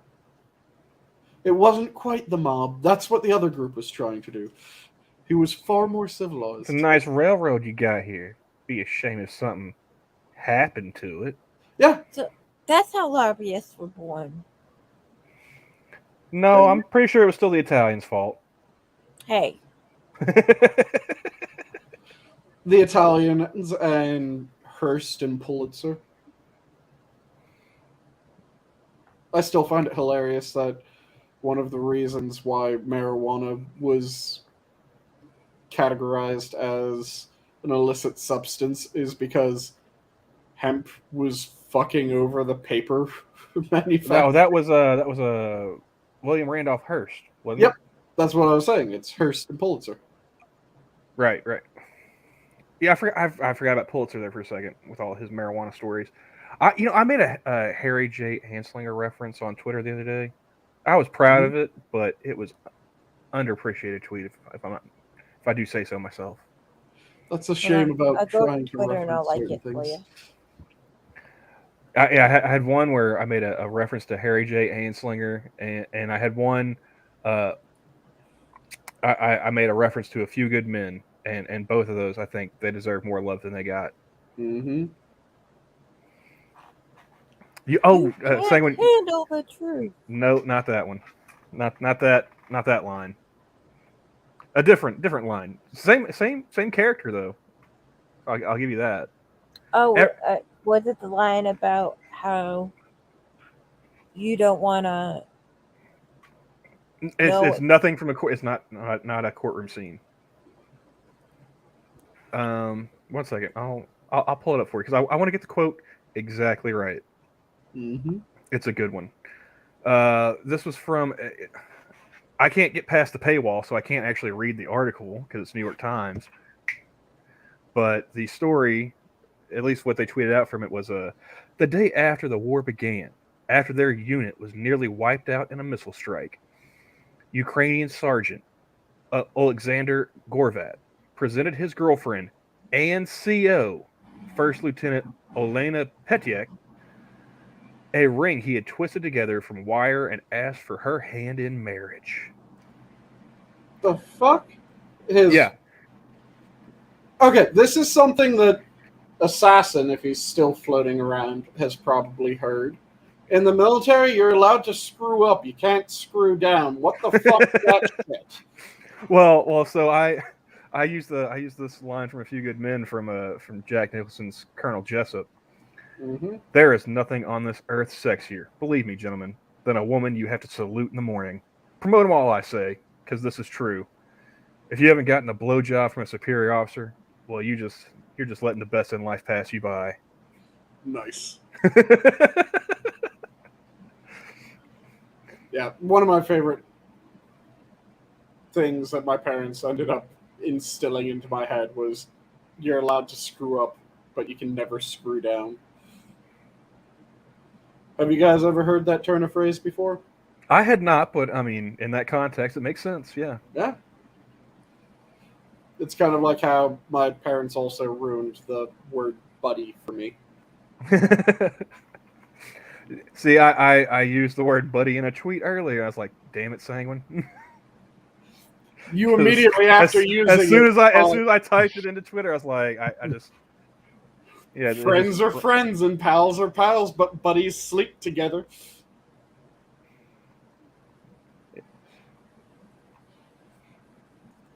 And, what was that other one? I guess this was from a couple days ago. It's one of those where it's got like the 4 different pictures. Mm-hmm. And it's like I said, nightmare blunt rotation, and it was like Amy Schumer, Amber Heard, Jada Pinkett Smith, and Jared Leto. All right, I'll have to like it because I'm on my computer, but my tablet has my Twitter, and my phone won't let me sign into it. So, but yes, absolute nightmare blunt rotation, and it's got those 4 individuals pictured. That's the one I said I would turn into Harry J. Anslinger so goddamn fast. Mm-hmm. What are you talking about? What's wrong with them? They're lovely people. One will beat the shit out of you, cut off your finger, and then yell at you for having the audacity to cut off your finger. And then accuse you. Two are serial abusers. One has a sex cult, and one just isn't funny. I didn't know that Amy Schumer had a sex cult. Oh, Amy Schumer. You've never got a laugh out of Jared Leto, really? I'm joking. Yeah. I mean, Oh shit! I thought Requiem for a Dream was hilarious, dude. What are you talking about? So It took me a second. I spaced on the name as soon as I started saying. Yeah. Mm-hmm.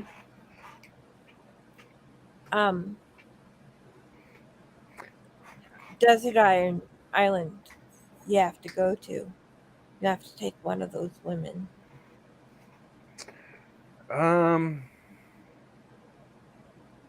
Do I have to listen to them talk? Full on personality. See, now you've just changed the question entirely because I had my answer and I had a really good rationale behind my answer. Hold on. Okay, so what was your answer? My answer was hands down Amy Schumer because she's going to be the longest lasting emergency food of the options. But you get a full on personality. And it doesn't go away. Only until Sanguine's gonna have her for dinner with she's some fava taken beans and a with a nice rock. Chianti. Yeah. He's not gonna sit there and talk to her. But no, you don't get to kill her. It's It's a desert island. Who the fuck's gonna stop me? the Amy Schumer gods. I don't know. Yahweh, Sanguine. That's who. Yahweh, yeah. You have to deal with her personality. Can't kill her, and it's for at least 45 days. I'll just swear off masturbation and then I should be good with God, and then I can kill a bitch. Hold on, dude. I don't know if rejecting onanism gives you a license to kill Sanguine. Dude, she made claim that her fucking business smelled like a barnyard animal. Yeah, You I want to wouldn't go be with that? eating that. I mean, dunk her in the ocean, you know. Dunkaroo. Oh, Find a loofah. They live in the ocean. A sea urchin. I But mean, yeah, like I said, she's the largest, therefore the meat would last for the longest period of time without having to continuously fatten them up. Which means Jada Pinkett Psycho. I think she's the skinniest. I don't think there's any meat on those bones. And it's probably a also, toss up between her and Amber Heard. I She don't know. doesn't- I've been watching the trial, and she's not exactly the thinnest thing. and she Okay. doesn't Not have fat. hair. I'm not. Jada Pinkett thin Smith shaming. doesn't have hair. None of them are virgins, so I can't go for the full thing with it. But at least the other two have hair, so I might be able to make a decent ballista cord out of it. hold on. And Adam's She may probably have the only hair in person other that gets a places. reference for that. I didn't catch what you were saying because I was thinking, who the fuck thinks? Who the fuck? The Romans made ballista cords out of human hair for a while. No.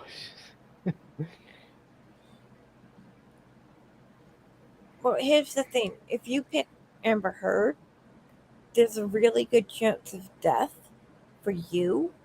So then you get off the island. Wait, we can't kill them, but they can kill us. That is misandrist right there. Yeah, that's fucked.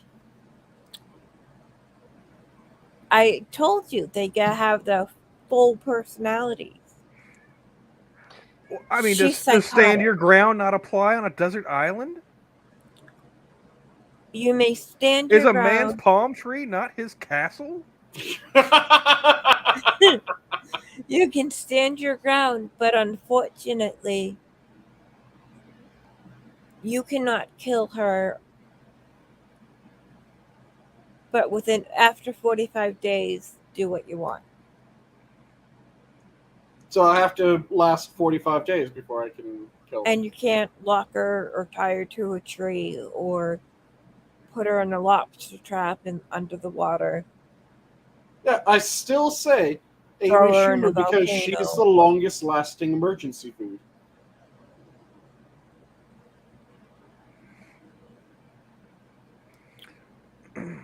But you could fatten the rest of them up. Yeah, but then that means that I have to get enough food to feed myself and fatten them up on a desert island. Why are you getting the food? If you're going to have to deal with a woman on an island for 45 days, they're in the kitchen. It's a desert island. Where's the kitchen? Also, I put a fucking barbecue there for sanguine. you. I'm sanguine. Why the fuck would I let someone cook inferior food when I can cook much better? Just cook it nice and rich so it fattens them up. Yeah, but then I'm wasting my food on them when they're just emergency food. Look, I gave you a barbecue on this island. Just Are we not doing like the full Castaway kind of thing, or are we doing like network television reality show Survivor kind of?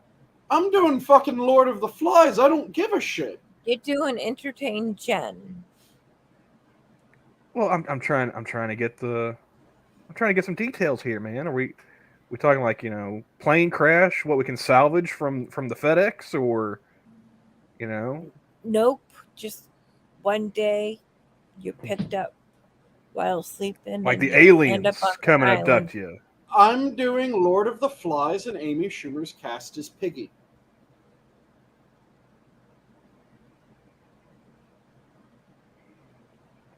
Yeah, that's what I'm saying. I'm trying to figure out, are we doing like Castaway? We doing Blue Lagoon? We doing, you know, what's the setup here? We aren't doing Blue Lagoon. You None get of a them were barbecue attractive. and None you're of on a them were desert young. island. It's probably Guy Fieri's involved. Oh, so there's desert islands in Flavortown. Okay. Well, Now just imagine that it's planted with interesting crops. But I'm still remember- having a hard time deciding on this. Like, if I got to pick between one of these three harpies, remember, I don't know. Amy Schumer admits she's not the cleanliness. So do you really want to be eating stinky meat? The meat No. smells the same on the inside. I just have to skin it. There are no hazmat suits on this island. Yeah, I'm still standing by. She has the longest shelf life. All right, Campbell and Adam, what do you think?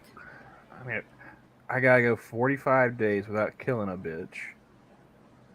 And you can't get rid of her. She's there all the time. Hold on. I mean, Amy. I'm gonna channel Popeye for a second and crack open a can of spinach. Ow! There you go. All right. Somehow that I didn't thought you were sound going to like try to spinach. swim to another island or something that you were making a reference. I was expecting a bong rip. I'm not gonna lie. Somehow that didn't sound like spinach, or if it did, do not eat that spinach. It's just riddled with botulism. No, you saw the No, it's a. I got a giant can of Red Bull. Oh my god, dude, the sugar Adam, is it's- just horrible. But I got a giant can of Red Bull, and I said, you know what? This is the nitro boost. So and Nice. yeah. Right. So I'm just imagining Adam with that Red Bull in one hand and a joint in the other, and just Steve Miller Band playing in the background. Steve Miller. I know how to get Adam interested in this. No. At the end of the 45 days, You get a dirt bike. weed and drinks are unlimited. Hold on. So am I like riding a dirt bike with like a joint? I and didn't say a you're beer? getting a dirt bike. This weed and a See, drink. she missed the trick. She could have said that you were getting a dirt bike. She decided not to. Because he doesn't need a dirt bike on a desert island. He could get hurt. I don't know. That seems like the best place to have a dirt bike. Yeah, that'd be the awesome place. Yeah, I mean, he's already got a Red Bull, you know. I mean, And they a Red Bull. It's they a big sponsor a Red lot of Bull, extreme too. sports. Yeah, and it gives you wings. Fine, Adam you can can have his have own a like little dirt nitro bike, circus. on but this desert whenever island. you go on the dirt bike, your BFF is with you. Oh, I have someone in mind. Can she have a dirt bike too? You have a limited selection, Adam. You have to No, choose between yes. Jada No. Smith, Amber Heard, or Amy Schumer. Wait, what? Oh no. Wait, Apparently, this is those all three? to entertain and amuse Jenna. That's not that's the monkey paw type of wishing. I don't like Yeah. that type of wishing. And for some Okay. reason, she has a problem with my option of Amy Schumer's cast as Piggy in a new remake. Oh, dude, no! Oh, why would you even invoke her name? I would go with Did you hear? the other three before Amy Schumer. Are you kidding me? Ugh. Or as a wild card, Adam, you could join Jared Leto's sex cult. What Your is that? choice. Hold on, what is Jared Leto's? I thought he liked knives. You didn't know that Jared Leto had a sex cult? No. Oh yeah, man. He's all dressed up like Jesus on the beach with like 50, 60 middle-aged white women. It's the whole thing. That's the most depressing sex cult that I've heard of in ages. I don't understand why you want to tell me these things, sir. Look, dude, you can't kill them. They have to live with you for 45 days, and after the 45 days, you get weed and alcohol and Red Bull. and Red Bull. I like how this has now adapted for each of us. So Adam gets those after 45 days. After 45 days, I'm finally able to turn one of them into food. I haven't decided 45 for Camel days. yet.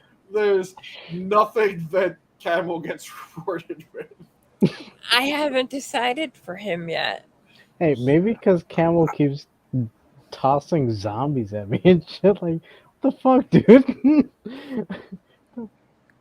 Cool. I think I would probably choose Amy Schumer, and I would ride her around the desert island like a small barnyard animal. Yeah. Wait, you don't get the dirt bike. Oh No, but I've She got is Amy the dirt Schumer, as a pack animal. There you go.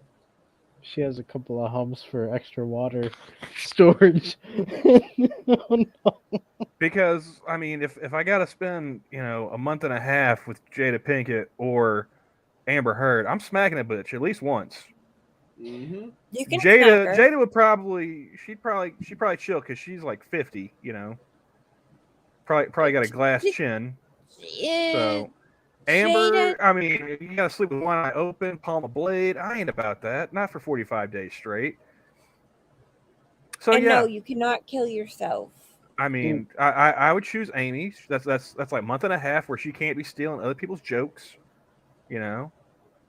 Especially with me, because I've probably heard them all, All she can do is steal your jokes and then recite them back to you. Like, yeah, bitch, I made that joke by that coconut 2 weeks ago. Yeah, but the thing is, she's gonna be, showing you that on her next Netflix special. Next special.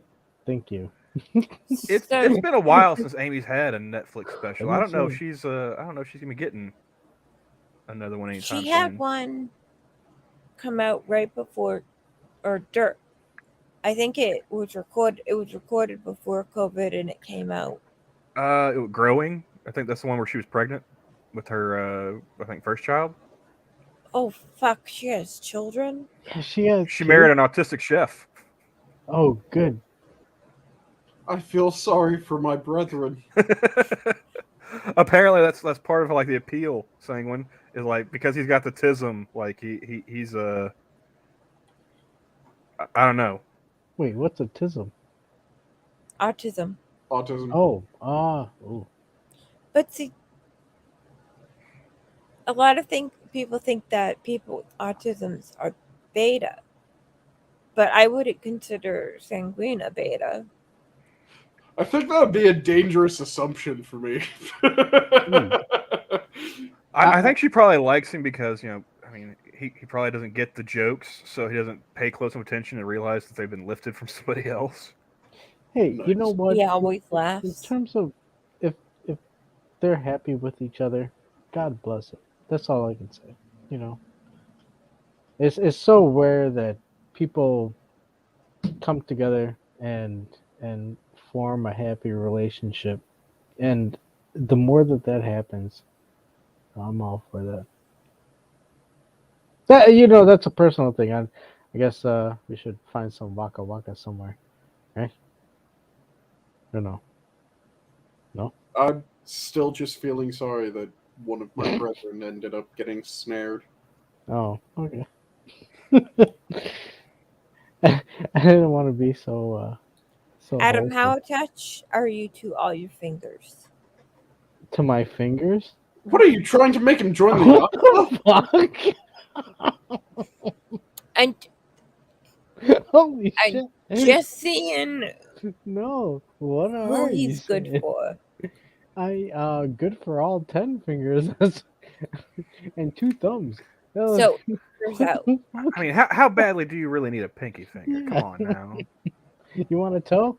I'll give you a toe. I don't want a Oh, toe. that reminds me. Have any of you guys ever seen the movie Lone Star State of Mind? No. I have not. Well, I mean, we mentioned DJ Qualls earlier with the new guy. That's another one, another movie he was in. Mm-hmm. It's got him, Ryan Hurst, Joshua Jackson, Jamie King, I think's her name. Thomas Hayden Christensen. Or no, not Christensen. Church. Thomas Hayden Church. I was about to say it has Mini Darth. yeah. And it's even got like John Mellencamp in it. It's got a bunch of different people. Oh. It's a pretty funny movie. You got Joshua Jackson and Jamie King. They, I guess, started dating in high school or whatever, and their parents, like her dad and his mom, ended up getting married, so they ended up becoming like stepbrother and sister. Mm-hmm. Still not technically related. Yes, well, this was also before like all the step family porn started showing up on websites too. Wait, that's a thing? Oh, wait, are you? We're starting over, aren't we? Sanguine. Okay, so before we were educating Adam, now we're educating Jenna about help stepbrother. I'm stuck. You're gonna want to keep your safe search on, Jenna. Just Jenna, saying. Jenna, you should just don't ask questions. Just smile and nod, and just keep in the back of your mind some hymns of praise of Jesus, because sweet Lord, these people. There's one stroke at a time, sweet Jesus. One stroke at a time, sweet Lord. God damn it! Now that just made me think. Get on your knees for Jesus when he comes. Oh no! Oh no!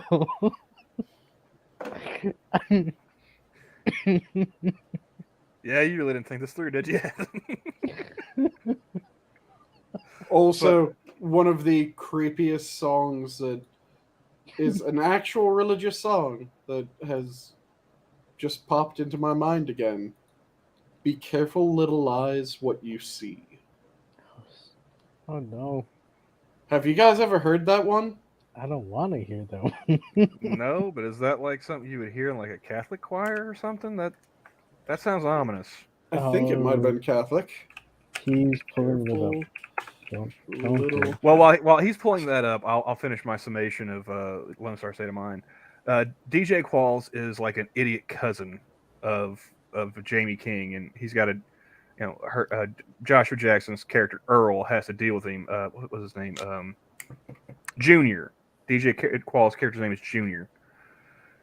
And at one point in time, he and Ryan Hurst, they rip off a drug dealer. They steal like money and drugs and whatnot. Well, the drug dealers catch up to him, and they go to get the money back. Well, they're short like $1,000 or something like that. So they decide to go ahead and cut off one of Junior's fingers to cover the 1,000, and they pick his pinky finger. And it was funny because like they took my goddamn pinky finger, Earl. You just see that scrawny little DJ Qualls dude just getting upset about it. I just realized what time it is. It's time for us to go around the horn. So I'll do the thing as my parting words, and I'll go around to everyone else first. So let's go in order of joining. So Adam, you get to go first. Oh. Well, hey, it's been a fun show.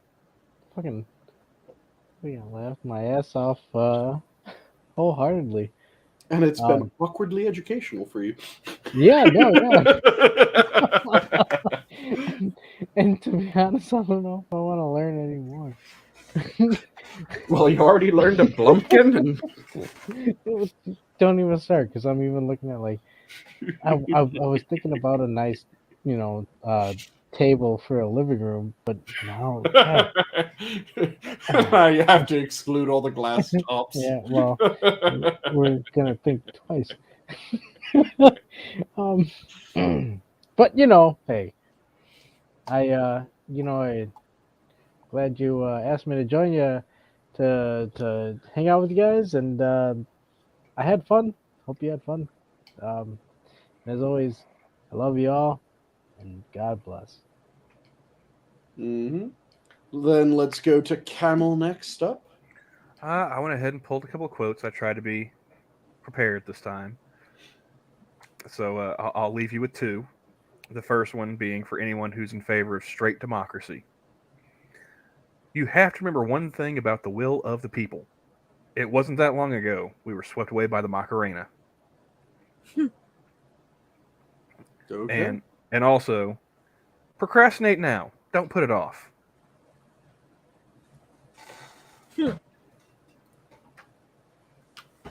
And then let's go Jenna. So, if I ever come to cut off one of your digits, it will be your thumb. Just know that. I'm not taking your pinky. I'm taking something useful. But don't worry, I will not get obsessed with my thumb taken. I will control my appetite so it doesn't control me. See, now I just imagine Jenna with like a necklace full of thumbs. Mm-hmm. Oh my goodness. So, to give you guys the creepiness of this song. Oh, be careful, little eyes, what you see. Oh, be careful, little eyes, what you see. There's a God up above, and he's looking down in love. Oh, be careful, little eyes, what you see. Oh, be careful, little ears, what you hear. Oh, be careful, little ears, what you hear. There's a God up above, and he's looking down in love. Oh, be careful, little eyes, what you hear. Be careful, little mouth, what you say. Oh, be careful, little mouth, what you say. There's a God up above, and he's looking down in love. Oh, be careful, little mouth, what you say. Be careful, little hands, what you do. Oh, be careful, little hands, what you do. There's a God up above, and he's looking down in love. Oh, be careful, little hands, what you do. See how fucking creepy that song is? Indeed. Night, everybody. And sleep tight. With that, have a good night, all. The zoo is closed. Night. And how did I do with your analogy?